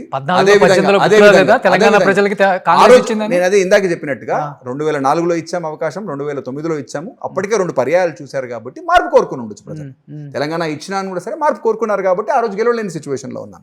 ఈ రోజు మట్టుకు సరే ఇచ్చిన పార్టీగా, తెచ్చిన పార్టీగా ఒకసారి అవకాశం ఇద్దామనే ఆలోచన ప్రజలు చేసినారు. ఒకటి, దానికి తగ్గట్టుగా నాయకత్వం కానీ, అధినాయకత్వం కానీ, పార్టీకి సంబంధించిన రాష్ట్ర నాయకత్వం కానీ, అది ఉత్తమ్ కుమార్ రెడ్డి గారు కానీ, మా వెంకటరెడ్డి గారు కానీ, జానారెడ్డి గారు కానీ, లేకపోతే రేవంత్ రెడ్డి గారు కానీ, అనేక జిల్లాలకు సంబంధించిన అనేక నాయకులు, కాంగ్రెస్ పార్టీకి సంబంధించిన నాయకులు సమిష్టిగా ప్రయత్నం చేసి కష్టపడి పనిచేస్తేనే ఈరోజు కాంగ్రెస్ పార్టీని ప్రజలు ఆదరించి ప్రభుత్వంలోకి ఎక్కించారు. సో అపోజిషన్లో గట్టిగా వినపడుతుంది, అట్ ది సేమ్ టైం ప్రజల నుంచి కూడా కొంత వ్యతిరేకత మీరు చూశారు. కాంగ్రెస్కి మొదటి ముఖ్యమంత్రి రేవంత్ రెడ్డి, లాస్ట్ ముఖ్యమంత్రి కూడా రేవంత్ రెడ్డి. కాంగ్రెస్ ప్రభుత్వం అధికారంలోకి వస్తుంది అనేది కల మాత్రమే, ఎందుకంటే హైడ్రా పేరుతో చాలా మందిని ఇళ్ళు కూల్చివేత కావచ్చు. ఇంతకుముందు ఇంటర్వ్యూలలో కూడా చెప్పారు, రెగ్యులైజేషన్ మనం చేసుకోవచ్చు, ఎందుకు ప్రజలు కట్టుకున్న ఇళ్లలో మనం అనవసరంగా బుల్డోజర్స్ పంపించి వాటిని పడగొట్టడం అని ఆర్కే ఇంటర్వ్యూలో ఒకప్పుడు రేవంత్ రెడ్డి ప్రస్తావించింది కూడా కొంతమంది జర్నలిస్టులు ప్లే చేసి చూపించడం కూడా మనం చూసాం. ఎందుకు ప్రజల రోదన మీకు వినిపించట్లేదా? లేకపోతే ఏ విధంగా ఈ కాంగ్రెస్ గవర్నమెంట్ చేస్తుందో అనేది ప్రజలు గ్రహిస్తున్నారు? డెఫినెట్గా రేపు ఎలక్షన్స్లో ఓటు రూపంలో బుద్ధి చెప్తారు ఈ కాంగ్రెస్ పార్టీకి అనేది గట్టిగా వినపడుతుంది కదా. రోషన్ గారు, మీకు వినపడుతుంది, ఏం వినపడుతుందో నాకైతే తెలియదు. కానీ మరి జూబ్లీ హిల్స్ ప్రజలు మొన్న మంచి మెజారిటీ తోటి కాంగ్రెస్ పార్టీకి సంబంధించిన అభ్యర్థిని మంచి మెజారిటీతో గెలిపించారు. మననే మున్సిపల్ ఎలక్షన్స్ అయిపోయి 1 మంత్ కూడా కాలేదు. ఈ 1 మంత్లో జరిగిన 115 పైచీలకు మున్సిపాలిటీస్లో అయితేనేమి, ఒక 6 కార్పొరేషన్స్లో అయితేనేమి మెజారిటీ సంఖ్యలో కాంగ్రెస్ పార్టీకి సంబంధించిన అభ్యర్థులు మున్సిపల్ చైర్మన్లుగా, వైస్ చైర్మన్లుగా ఎన్నిక కావడం జరిగింది. 80% పైగా మాకు సంఖ్యాబలంతో మేము రావడం జరిగింది. మరి ఆ ప్రజా మద్దతు ఎక్కడుందనేది మీరు ఆలోచన. అదేవిధంగా అంతకంటే ముందు, అంటే ఫర్ ఎగ్జాంపుల్ డిసెంబర్లో జరిగినటువంటి సర్పంచ్ ఎన్నికలు మీరు తీసుకోండి. అక్కడ కూడా 100కి 200 పైచలకు స్థానాల్లో మా సర్పంచ్ అభ్యర్థులు గెలుపొందారు. మరి మీరు అంటున్నటువంటి ప్రజల్లో వ్యతిరేకత ఉంది, లేకపోతే మీరు చెప్తున్నటువంటి అంశాలు ఏవైతే ఉన్నాయో వాటిని ప్రజలు రిసీవ్ చేసుకుంటున్న విధానం కూడా, ఎప్పుడు కూడా ఏ కాయిన్ మీరు తీసుకున్నాను కూడా సరే బొమ్మ బొరుసు 2 ఉంటాయండి. నిర్ణయం తీసుకున్నప్పుడు ఒక మంచి ఆశించి మనం నిర్ణయం తీసుకుంటాం. ముఖ్యమంత్రి గారు హైడ్రా పెడితే ప్రభుత్వ భూములను కాపాడాలా, చెరువులు ఏవైతే ఉన్నాయో హైదరాబాద్లో లేక్స్ కానీ ఇవి కుచించుకుపోతూ ఉన్నాయి, బాగా కబ్జాకు గురవుతున్నాయి. గడిచిన 10 సంవత్సరాల్లో బీఆర్ఎస్ పాలనలో ఏవైతే చెరువులు ఉన్నాయో చాలా మటుకు అపార్ట్మెంట్స్ కిందనో లేకపోతే ఇల్లీగల్గా ఎంక్రోచ్మెంట్ అయిపోయి వాటిని పూడికతో నింపేసి వాటిని ప్లాట్లు చేసి అమ్మేసినారనే ఆలోచనతోటి వీటిని కాపాడకపోతే భవిష్యత్తు తరానికి మనం అన్యాయం చేసిన వాళ్ళం అవుతామనే ఆలోచన ముఖ్యమంత్రి గారికి రావడం వల్ల హైడ్రా అనేది తీసుకురావడం జరిగింది. దీనివల్ల చెరువులను సంరక్షణతో పాటు ప్రభుత్వ ఆస్తులు ఎక్కడైతే ఉన్నాయో అది అన్యాక్రాంతం కాకుండా వాటిని ఎవరు ఆక్యుపై చేసుకోకుండా ఒక వ్యవస్థ అనేది ఉంటే బాగుంటుంది. ఎందుకంటే చాలామంది ఆక్రమించుకునే వాళ్ళు ఏం చేస్తారు, ఫస్ట్ ఏదో ఒక ఫేక్ డాక్యుమెంట్ క్రియేట్ చేస్తారు, ఆక్రమించుకుంటారు, పొజిషన్లకు పోతారు, కోర్టుకు పోయి ఏదో స్టే తీసుకొస్తారు. ఇట్లా చేసి ఇంకా ఇట్లా చేస్తే మన పిల్లలకు భవిష్యత్తు బాగుండదు. హైదరాబాద్లో అసలు చెరువులు కానీ నాలాలు కానీ ఉండవు. రేపటి నాడు ఒకవేళ ఏదైనా ఫ్లడ్ వచ్చింది అనుకోండి, అప్పుడు మునిగిపోయేది కానీ అప్పుడు కొన్ని వేల సంఖ్యలో ప్రజలకు నష్టం జరుగుతుంది, లక్షల సంఖ్యలో ప్రాణాలు పోయేదానికి ఆస్కారం ఉంటుంది. కాబట్టి మన సిటీని మనం కాపాడుకోవాలా, చెరువులు కాపాడుకోవాలనే ఆలోచనతోనే మాట్లాడుకుంటుంటే విన్నారా, లేకపోతే మీరు ప్రాక్టికల్గా చూసారు? 100% మా జిల్లాకు సంబంధించినంత వరకు ఇప్పుడు మూసి మా జిల్లా నుంచి ప్రవహిస్తుందండి. సో మూసి వల్ల మాకు ఏవైతే సమస్యలు ఉన్నాయో లేకపోతే అక్కడ స్థానికంగా ఉన్నటువంటి ప్రజలు ఏ విధంగా ఇబ్బంది పడుతున్నారో అనేది ప్రత్యక్షంగా మేము కూడా చూసినాం. అధికారంలోకి వచ్చిన తర్వాత ముఖ్యమంత్రి గారు మా దగ్గర మూసి ప్రాంతంలో పాదయాత్ర కూడా చేసినారన్నమాట. సో ప్రజలకున్న సమస్యలను దృష్టిలో పెట్టుకుని వాటిని ఏ విధంగా పరిష్కారం చేస్తే బాగుంటుందో ఆలోచన చేసి ఆయన ఒక ప్రభుత్వ అధినేతగా ఆయన ఒక నిర్ణయం తీసుకున్నారు. డెఫినెట్లీ ఎక్కడన్నా ఎవరన్నా కొంతమంది ఇల్లీగల్గా ఎంక్రోచ్ చేసుకుని ఉంటే వాళ్ళని డిస్ప్లే చేసే ప్రయత్నం ఒకవేళ ప్రభుత్వం చేసి ఉంటే కనుక ఎక్కడో ఎవరైనా రూల్ ఆఫ్ లా అయితే ఉండాలి కదా. అంటే ఎంక్రోచ్మెంట్ చేసి ఎవరన్నా చిన్న గుడి చేసుకున్నా మరి చూస్తూనే ఊరుకుంటే ప్రతి ప్రభుత్వ భూమిలో ఎవరో ఒకళ్ళు ఎంకరేజ్మెంట్ చేస్తూనే ఉంటారు. కాబట్టి రూల్ ఆఫ్ లా అనేది ఉండాలి. కాబట్టి హైడ్రా వ్యవస్థ కానీ ప్రభుత్వం కానీ కొద్దిగా కఠినంగా ఉండకపోతే, ఇప్పుడు ఎగ్జామ్స్ వస్తాయి, తల్లిదండ్రులు కఠినంగా లేకపోతే పిల్లలు చదువుకోరు కదా. సో ప్రజలు కూడా పిల్లల్లాగానే ప్రభుత్వ అధినేతగా ముఖ్యమంత్రి గారు లేకపోతే ప్రభుత్వ వ్యవస్థలు ఎవరితో ఉన్నాయో కొన్ని కఠినమైన నిర్ణయాలు కొన్నిసార్లు తీసుకుంటే వ్యవస్థ పనిచేయాలా, ప్రజాస్వామ్యాన్ని కాపాడాలంటే సిస్టమ్ పనిచేయాలి. కాబట్టి ఖచ్చితంగా ఒక్కొక్కసారి కఠిన నిర్ణయాలు తీసుకోక తప్పదు. ఇప్పుడు డైరీ చైర్మన్ అయిన తర్వాత రేవంత్ రెడ్డి గారు ఎన్నిసార్లు కలిసారు? చాలాసార్లు కలిసారు. ఒక 20 సార్లు పైచిల్కే కలిసాను. 20 సార్లు పైచిల్కే కలిసి. ఓకే.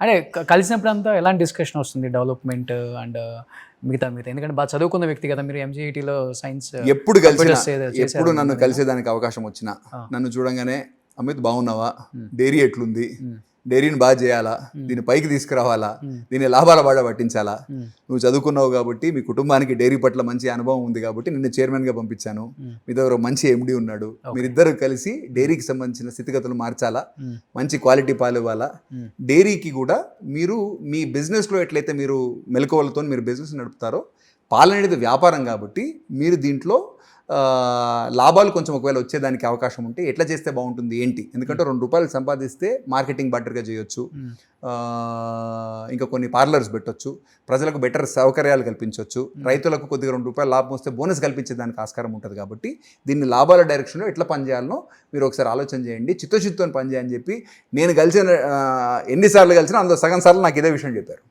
మిగతా సగం సార్లు ఆ రోజు ఉన్నటువంటి వ్యక్తిగతంగా రాజకీయంగా ఉన్న కొన్ని పాయింట్స్ కానీ లేకపోతే మీడియాతో ఒకవేళ ఏదైనా అటు ఇటు ఏదైనా చర్చ జరగాలంటే ఏం జరగాలి ఏం సంగతి ఏం కథ అనేది జనరల్ డిస్కషన్ ఉంటుంది తప్ప మరొకటి అయితే కాదు. అంటే ప్రజాక్షేత్రంలో డెఫినెట్గా ఒక ఎంపీగానో ఎమ్మెల్యేగా ఉండాలని మీ కోరిక, కానీ మీ జిల్లాలో ఇప్పుడున్న నాయకులను కాదని మీకు ఎక్కడన్నా సీట్ ఎలక్ట్ చేసే అవకాశం ఉందా అసలుకి? రాజకీయంగా ఎదుగుదామనే ఆలోచన నాకు ఉంది కాబట్టి మా పార్టీ నాకు ఏ అవకాశం ఇస్తుందో, ఇప్పుడు తొందరలో డీలిమిటేషన్ రాబోతుందని చెప్పేసి మా ముఖ్యమంత్రి గారు చెప్పారు. జనరల్లీ చర్చ కోసం నడుస్తూ ఉంది. ఈరోజు ఉన్నటువంటి మా జిల్లాలో ఉన్నటువంటి 12 స్థానాలకు గాను 11 స్థానాలు కాంగ్రెస్ పార్టీకి సంబంధించిన నాయకులే ఉన్నారు. 2 పార్లమెంట్ స్థానాలు కూడా మా నాయకులే ఉన్నారు. కాబట్టి ఇక్కడ ఏదో జరుగుతుందని చెప్పేసి నేనైతే అనుకోవట్లేదు. డీలిమిటేషన్ సందర్భంగా కొన్ని స్థానాలు పెరుగుతాయంటున్నారు కాబట్టి ఎక్కడ పెరుగుతాయి ఏంటి చూసుకొని అందులో నాకు ఒక అవకాశం కల్పించాల్సిందిగా నేను ఖచ్చితంగా మా పార్టీ నాయకత్వాన్ని కానీ మా పార్టీకి సంబంధించిన అంటే డెఫినెట్లీ యాజ్ అ రాజకీయ నాయకుడిగా మనం ప్రజాసేవ చేయాలంటే మనకు ఒక అవకాశం కావాలా, అవకాశం ఇవ్వాలని చెప్పేసి మా పార్టీని అడుగుతా. మా పార్టీ అడిగిన తర్వాత వాళ్ళు నాకు ఒక టికెట్ ఇచ్చి నాకు అభ్యర్థిత్వం ఖరారు చేస్తే అప్పుడు ప్రజల దగ్గరికి పోయి నాకు అవకాశం ఇస్తే మీకు చేయగలిగే పనులు ఏంటి, మంచి చెడ్డ ఏంటి అనేది నేను ప్రజలతో మాట్లాడి వాళ్ళని కన్విన్స్ చేస్తే కదా గెలిచేది. 100% పార్టీని అడగాల్సిందే. అవకాశం ఎక్కడ వస్తుంది డీలిమిటేషన్ తర్వాత అనేది వేచి చూడాల్సింది. కానీ మీ నాన్న ఈస్ట్ అంటే ఆయన వెస్ట్ అంటారు కదా, మీ నాన్నగారిని చాలా సమయాలలో ఆయన కూడా విభేదించి మాట్లాడారు. ఎవరు? గుత్తా సుఖేందర్ రెడ్డికి సిగ్గుందా, ఇప్పుడు ఒక పార్టీ అప్పుడు ఒక పార్టీ మాట్లాడు, వాళ్ళకి వీళ్ళకి ఫోన్ చేసి పార్టీ మారరాదని చెప్తుంటాడు. ఎవరు? రేవంత్ రెడ్డి గారు. ఆయన ఈస్ట్ అంటే ఆయన వెస్ట్ అంటారు. ఆయన కొడుకు కాబట్టి ఎట్లా ఉంటుంది అసలుకి? ఏం లేదండి, రాజకీయంగా కొన్నిసార్లు మనం కొన్నిసార్లు పరిస్థితులకు అనుగుణంగా మాట్లాడాల్సి వస్తుంది. అది సుఖేందర్ రెడ్డి గారు మాట్లాడినా, రేవంత్ రెడ్డి గారు మాట్లాడినా, వెంకటరెడ్డి గారు మాట్లాడినా, నేను మాట్లాడినా, మనము ఆ రోజు ఉన్నటువంటి రాజకీయ కారణాల దృష్ట్యానో లేకపోతే కొన్నిసార్లు మనం మాట్లాడవచ్చు. కాకపోతే అవేవో వాటిని దృష్టిలో పెట్టుకొని మనం భవిష్యత్తులో పనిచేయాలనే ఆలోచనతోనైతే కాదు. ఒకటే పార్టీలు ఉన్నప్పుడు ఒకటే ఫిలాసఫీ, ఒకటే పాలసీ, పార్టీకి సంబంధించిన స్టాండు.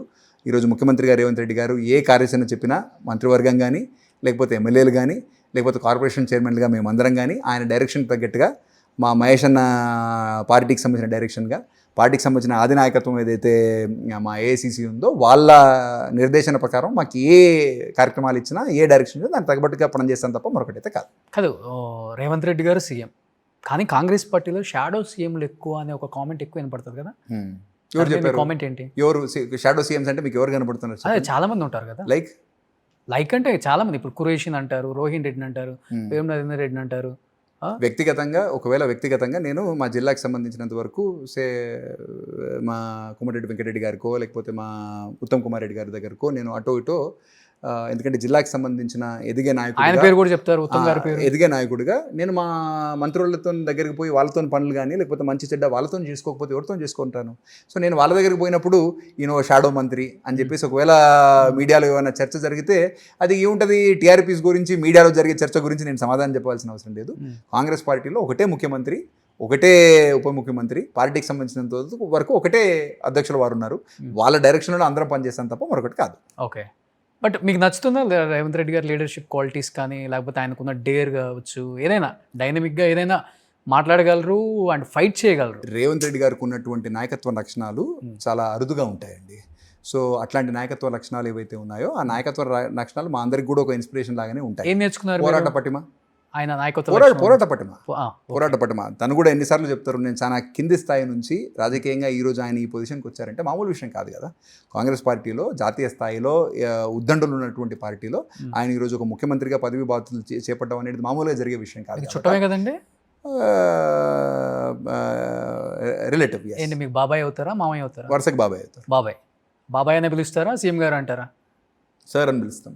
సార్ అనే ఫస్ట్ నుంచి కూడా అన్న అని పిలిచేవాడిని. ఇప్పుడు ముఖ్యమంత్రిగా తన బాధ్యత తీసుకున్న తర్వాత మనం ముఖ్యమంత్రి హోదాకి తగ్గట్టుగా మనం వ్యవహరించాలి కాబట్టి సరే అని పిలుస్తాను. అనలేదా? ఎందుకు ఇది ఇంతకుముందు అన్న అంటావు కదా, మళ్ళీ ముఖ్యమంత్రి అయిన తర్వాత ఎందుకు సార్ అని పిలుస్తాను? పర్సనల్గా మాట్లాడినప్పుడు అన్న అనొచ్చు, ప్రభుత్వ ప్రోగ్రామ్స్లోనో అక్కడ బయట కలిసినప్పుడు సార్ అంటాం కదా. కానీ ఎక్కువ మంది రేవంత్ రెడ్డి గారు అన్న అని అంటారు కదా. పొలిటికల్గా అందరినీ కూడా వయసులో చిన్న అయినా పెద్ద అయినా అని కూడా సరే అన్న అని సంబోధించడం, గౌరవించడం అనేది ఏ రాజకీయ నాయకుడికైనా ఉండాల్సిన అవసరము, సంస్కారం కూడా. ఓకే, బాగా లౌక్యం తెలుసుకున్నారండి.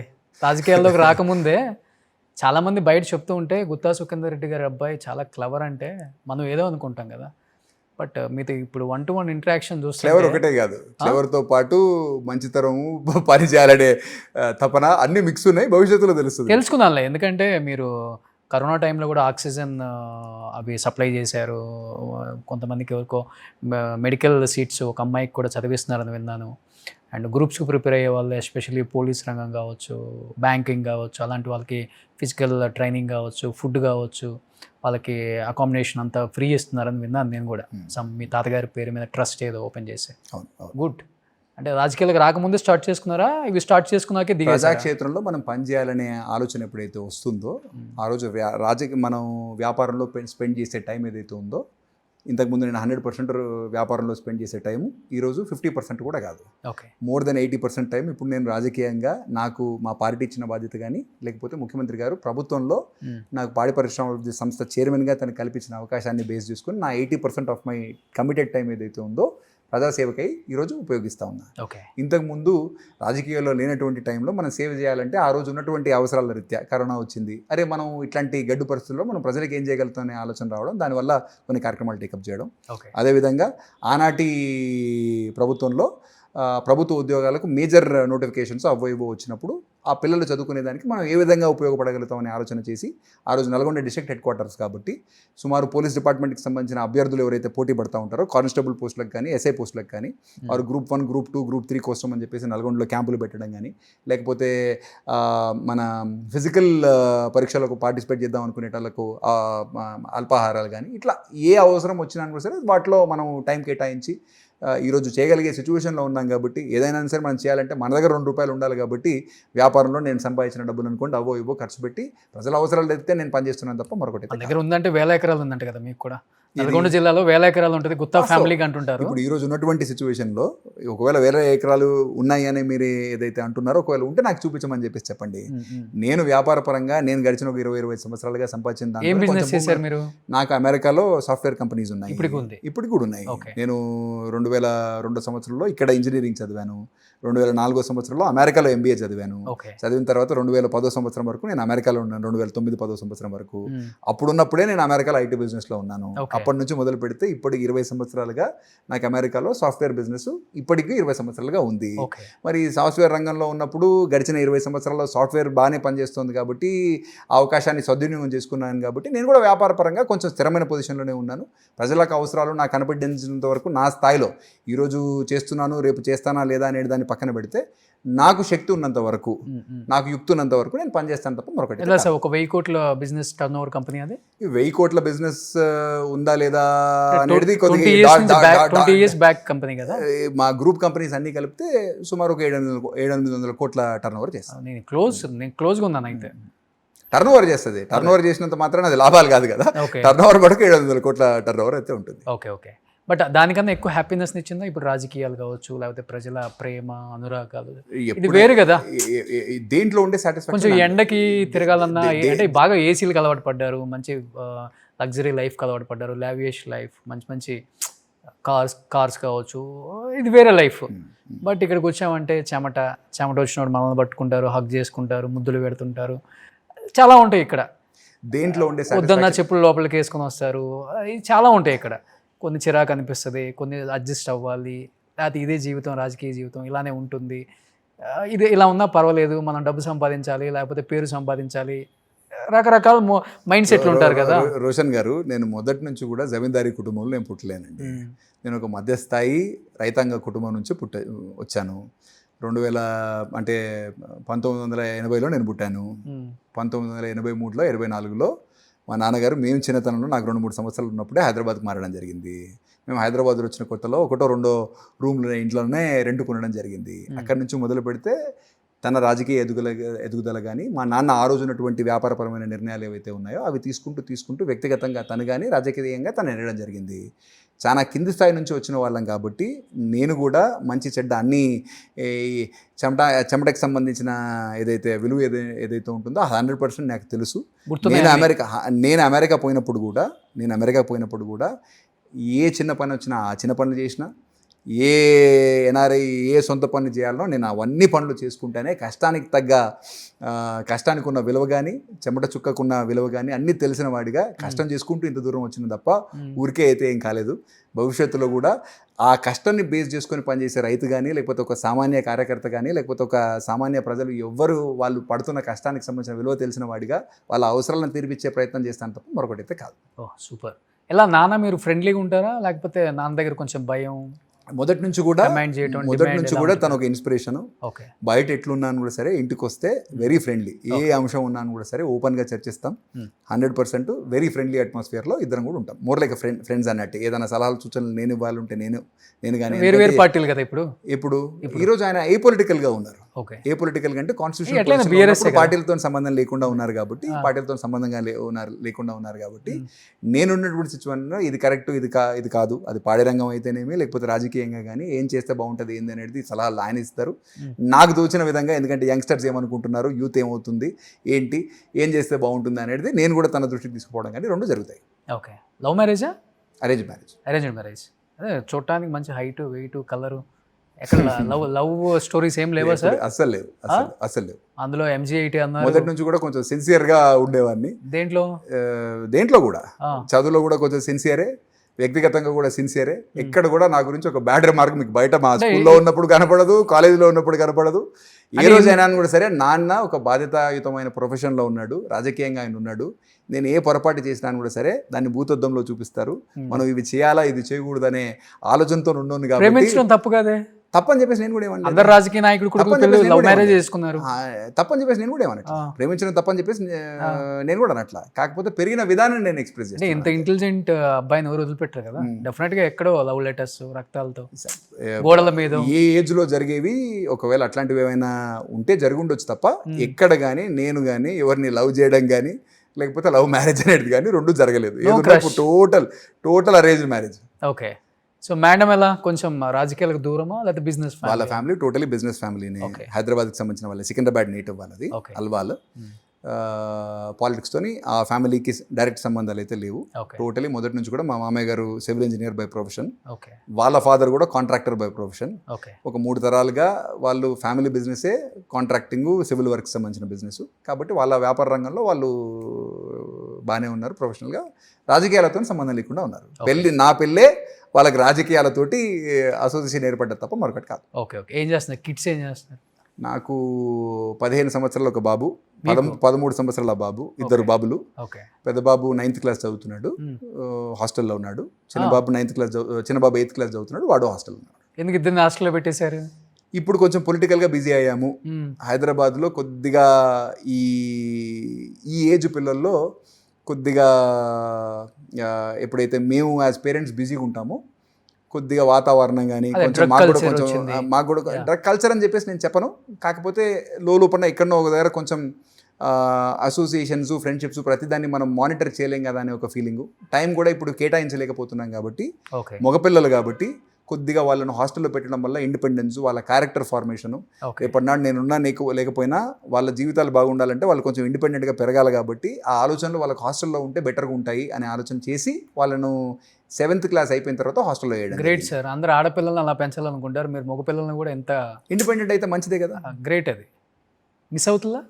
డెఫినెట్లీ. ఎందుకు మిస్ అవుతాం? మన లాస్ట్ వీకే ఇక్కడ ఉన్నారు. ఒక 2-3 డేస్ బ్యాక్ హాలిడేస్ ఉన్నాయి కాబట్టి వచ్చిపోయారు. ఇప్పుడు పెద్దోడు సింగపూర్లో చదువుతున్నాడు, చిన్నోడు బెంగళూరులో ఉన్నాడు. బెంగళూరు. సూపర్. సో ఇప్పుడు బీఆర్ఎస్లో ఉన్నప్పుడు డెఫినెట్గా కేటీఆర్ గారితో ఎంత మీకు ఒక అన్న అని ఒక బాండింగ్ ఉంటుందో, డెఫినెట్గా కవిత గారితో కూడా డెఫినెట్లీ అదే సిస్టర్ బాండింగ్ అయితే ఉంటుంది. పిల్లల హాస్టల్లో ఇస్తున్నప్పుడు కూడా కేటీఆర్ గారు పర్సనల్గా నాకు చెప్పినారు. అమిత్, నా అనుభవం, ఆయన హాస్టల్లో పెరిగాడు. సో నేను హాస్టల్లో పెరగడం వల్ల కొద్దిగా ఫ్యామిలీతో నాకు కొద్దిగా గ్యాప్ ఏర్పడ్డది. నువ్వు మటుకు అట్లా చేసుకోకు, పిల్లల్ని హాస్టల్లోకి హాస్టల్లో వేయకని చెప్పేసి ఆయన వ్యక్తిగతంగా నాకు అడ్వైజ్ ఇవ్వడం జరిగింది. సో పర్సనల్ ర్యాప్ ఆయనతో టీఆర్ఎస్లో ఉన్నప్పుడు ఉండింది. సో ఇప్పుడు కూడా అప్పుడప్పుడు ఫోన్లో మాట్లాడుకోవడం?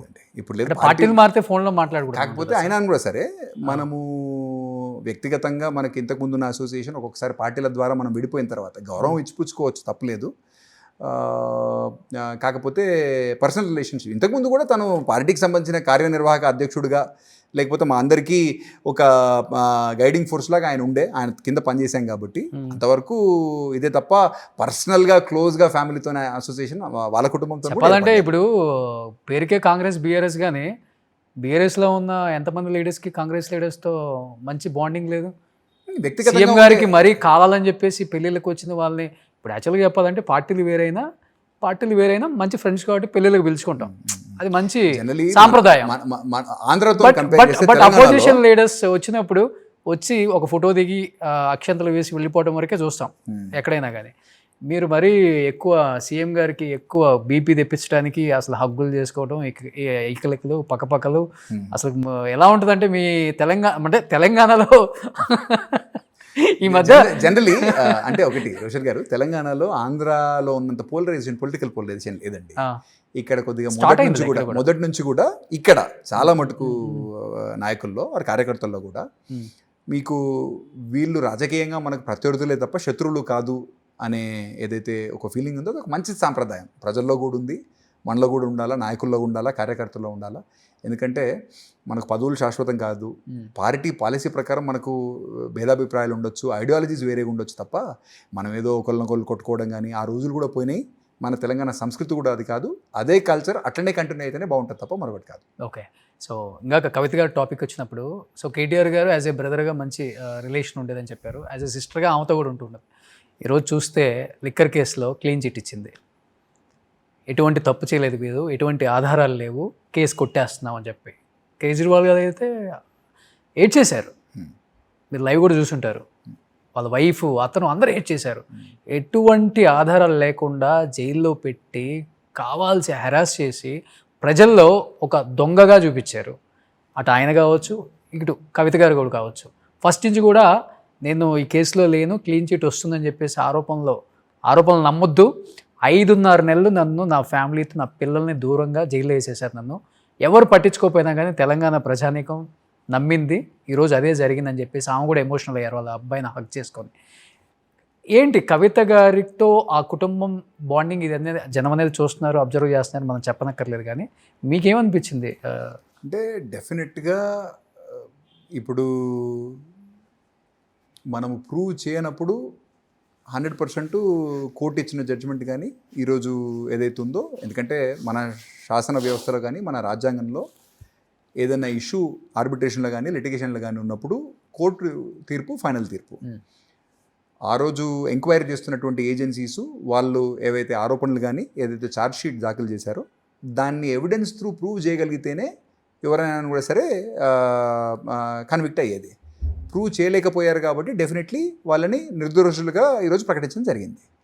వాస్తవంగా తప్పు జరిగిందా లేదా అనేది కవిత గారి అంతరాత్మకు, కేజ్రీవాల్ గారి అంతరాత్మకే తెలుస్తుంది తప్ప, వాళ్ళ మనోసాక్షికే తెలుస్తుంది తప్ప ఎవరికి తెలియదు.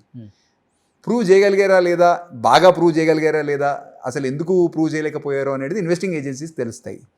నేను మటుకు ఈరోజు ఉన్నటువంటి సిచ్యువేషన్లో ఒకవేళ కవిత గారు నిజంగానే ఆ పొరపాటు కనుక ఒకవేళ చేసేదానికి ఆస్కారం ఉందా లేదా అనేది మాకు తెలియదు. మాకు కూడా మీడియా త్రూ కానీ లేకపోతే మేము కూడా మీలాగానే సామాన్యంగా మాకు తెలుస్తున్నటువంటి ఇన్ఫర్మేషనే తప్ప ఇక వ్యక్తిగతంగా జరిగిందా లేదా అనేది దానికి సంజాయిషి కానీ ఎక్స్ప్లెనేషన్ తనే ఇవ్వగలగాలి తప్ప నేను దాని గురించి పెద్ద కామెంట్ చేసేదానికి ఏం లేదండి. రాబోతున్నారండి కవిత గారు కాంగ్రెస్లోకి వస్తారని ఒక ప్రచారం గట్టిగా జరుగుతుంది కదా. సరే, రాజకీయంగా తను సెపరేట్గా పార్టీ పెడతారు అనేది బయట మీడియాలో కానీ అదర్వైజ్ మనకు వినపడేది.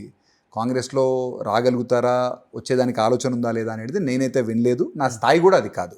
మరి పై స్థాయిలో మా పార్టీకి సంబంధించిన అధినాయకత్వంతో కానీ ఇంకెవరితో కానీ ఏమైనా చర్చ జరుగుతుందా లేదా అనేది నాకు కూడా తెలీదు.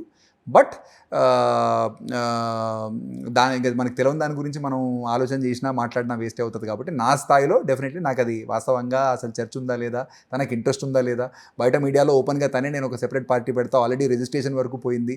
మన ఎలక్షన్లో కూడా ఎక్కడనో కొన్ని టికెట్స్ తన చేతి నుంచి ఎవరికో ఇవ్వడం చూసాం. కాబట్టి కాంగ్రెస్ పార్టీలో జాయిన్ అవుతుందనేది నేనైతే అనుకోవట్లేదు. మరి మనకు తెలియని విషయాలు భవిష్యత్తులో ఏం జరుగుతాయో చూద్దాం. ఎవరు మీ పార్టీలో మీ ఏజ్ గ్రూప్ అంటే మీకు బాగా షింక్ అయ్యి ఓకే ఓపెన్గా మాట్లాడుకోవడం కానీ, ఆ ఫ్రెండ్షిప్ కానీ ఎవరితో ఎక్కువ? చాలా మంది నాయకులు ఇప్పుడు మా జిల్లాకు సంబంధించినంత వరకు రఘువీర్ కానీ లేకపోతే జయవీర్ గారు కానీ ఇద్దరు కూడా నా కంటెంపరీసే. ఐ థింక్ రఘు గారు నాకంటే కొంచెం పెద్ద, జయవీర్ గారు నాకంటే కొంచెం చిన్న. అదేవిధంగా చామల కిరణ్ గారు. వాళ్ళిద్దరు అసలు మీడియాకి ఎప్పుడు అడ్రస్ చేయరు, ఏ ఇంటర్వ్యూస్ ఇవ్వరు, చాలా దూరంగా ఉంటారు మీడియాకి. ఏం లేదే, నా ఎందుకు మనం కాన్స్టిట్యున్సీకి పోయినప్పుడు జయవీర్ గారు ఎప్పుడు కాన్స్టిట్యున్సీలో అవైలబుల్ ఉంటారు. రఘువీర్ గారు పార్లమెంట్ సెషన్స్ జరుగుతున్నప్పుడు ఆయన ఢిల్లీలో ఉంటారు. కాబట్టి ఆయన మీరు ఒకవేళ ఢిల్లీలో పోయి ఎప్పుడన్నా ఏదైనా ఆయన అక్కడ అవైలబుల్ ఉంటారు. కాబట్టి ఎవరి బాధ్యతలకు తగ్గట్టుగా వాళ్ళు పనిచేస్తారు తప్ప, మీరు ఒకవేళ నన్ను ఇంటర్వ్యూ అడిగారు, మీరు ఒకవేళ జయవీర్ గారిని ఇంటర్వ్యూ అడుగుంటే జయవీర్ గారు మీకు కూడా ఇంటర్వ్యూ ఇస్తారు కదా, దాంట్లో ఉంది. అడిగాను ఒక 2-3 టైమ్స్. ఓకే, ఇదిగోండి అదిగోండి అన్నారు. ఓకే, సో వాళ్ళిద్దరు బాగుంటారు. డెఫినెట్లీ ఎనీబడి కాంగ్రెస్ పార్టీకి సంబంధించిన ఏ కార్యకర్త అయినా ఏ నాయకుడైనా కూడా సరే మనం అందరం ఒక ఇంట్లో ఉన్నప్పుడు కుటుంబ సభ్యుల్లాగా ఉంటాం. కాబట్టి అందరితో బాగుండే ప్రయత్నం చేస్తాం. మా జిల్లాకి సంబంధించిన కాంగ్రెస్ లో కుటుంబ సభ్యుల్లాగా ఉంటాం. ఎందుకు ఓకే, కాకపోతే ఏ కుటుంబంలో అయినా చిన్న చిన్న ఇండిఫరెన్స్ అనేవి మామూలుగానే జరుగుతాయి కదా. అయ్యో, మంత్రివర్గంలోనే చాలా మంది పిల్లలు మంత్రులు ఎన్నో ఆరోపణలు కదండి పార్టీ మీద. ఈ మధ్య కొండా సురేఖ గారు ఓఎస్డి సుమన్ ఏదో చేశాడని చెప్పేసి వాళ్ళ అమ్మాయి రేవంత్ రెడ్డి గారిని ఎన్ని తిట్టిపోసారు చూశారు. కోమటిరెడ్డి వెంకటరెడ్డి గారు నాకు మంత్రి ఇచ్చారు కానీ నాకు ఇంపార్టెన్స్ లేదని ఆయన తిట్టిపోశారు. ఉత్తమ్ కుమార్ రెడ్డి ఆయన గోడు వెళ్ళబొక్కున్నారు. రాజగోపాల్ రెడ్డి నాకు మంత్రి ఇవ్వలేదు అన్నారు. చెప్పుకుంటూ వస్తే 1,000,000 ఉన్నాయి కదండి. ఊరికే చెప్తున్నాను, ఏం లేదంటే చెప్తున్నాను సార్. నేను అనేది కూడా నేను బీఆర్ఎస్ పార్టీలో కూడా జనరల్ గా ఎలక్షన్ లో ఓడిపోయిన తర్వాత అనేక సమీక్షా సమావేశాల్లో పాల్గొన్నాను. అక్కడ కూడా పై స్థాయి నుంచి మొదలు పెడితే సీతక్క తప్ప రేవంత్ రెడ్డి గారి మీద ఆరోపణ చేయకుండా ఏ మంత్రి చెప్పండి, ఎవరు చేశారు? ఇప్పుడుగా 4 చెప్పాను నేను. దాంట్లో రాజగోపాల్ రెడ్డి గారు తనకు మంత్రి పదవి ఇస్తే మునుగోడు కాన్స్టిట్యున్సీకి బాగా చేయాలనే ఆలోచనతో ఆయన పనిచేస్తున్నారు. యాజ్ ఎ సీనియర్ నాయకుడిగా కాంగ్రెస్ పార్టీకి ఇంతకుముందు చాలా సేవ చేసిన నాయకుడిగా ఒక ఎమ్మెల్యేగా మంత్రి పదవి అనేది నాకు ఒక ఎలివేషన్ వస్తుంది, దాని ద్వారా ప్రజాసేవకి ఇంకొంచెం బెటర్ సేవ చేయాలనే ఆలోచన ఆయనతో పాటు చాలా మంది శాసనసభ్యులకు ఉంటుంది, ఆయనకు కూడా ఉంది. దాంట్లో తప్పు లేదు కదా, ఆయన ఆశించడంలో తప్పే ఉంది. సీనియర్ నాయకుడు, మొదటి నుంచి పార్టీ గురించి చిత్తశుద్ధితో పనిచేశాడు. 2014లో మన కాంగ్రెస్ పార్టీ రాష్ట్రంలో ప్రభుత్వం నుంచి కోల్పోయిన తర్వాత కూడా మా జిల్లాలో ఎమ్మెల్సీ ఎలక్షన్ వచ్చినప్పుడు కూడా చాలా వీరోచితంగా ఆయన పోరాటం చేసినాడు. ఆ రోజు ఎమ్మెల్సీగా ఎన్నికయ్యాడు. సో ఆయన చేయాల్సిన ప్రయత్నం కాంగ్రెస్ పార్టీలో రాజకీయంగా చాలా కష్టపడి ఆయన పనిచేశాడు కాబట్టి ఆశించడంలో తప్పులేదు కదా. సరే, పార్టీ సైడ్ నుంచి అది పాసిబులా కాదా అనేది ముఖ్యమంత్రి గారు మా పార్టీ అధినాయకత్వం నిర్ణయం తీసుకుంటుంది తప్ప ఆశించడంలో తప్పులేదు కదా. సో ఆయన ఆశయం ఏదైతుందో పబ్లిక్గా వ్యక్తపరిచారు, దాంట్లో ఏం తప్పులేదు కదా.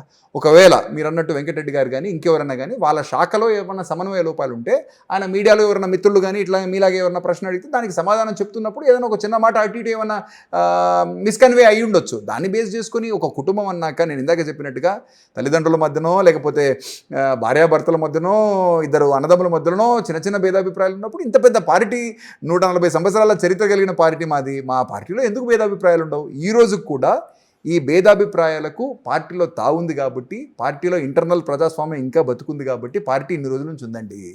వన్ మ్యాన్ షో లాగా అధికార వికేంద్రీకరణ కాకుండా కేంద్రీకరణ జరిగి చుట్టూ ఒక కోటరీ ఏర్పడితే ప్రజలు తిరస్కరిస్తారు.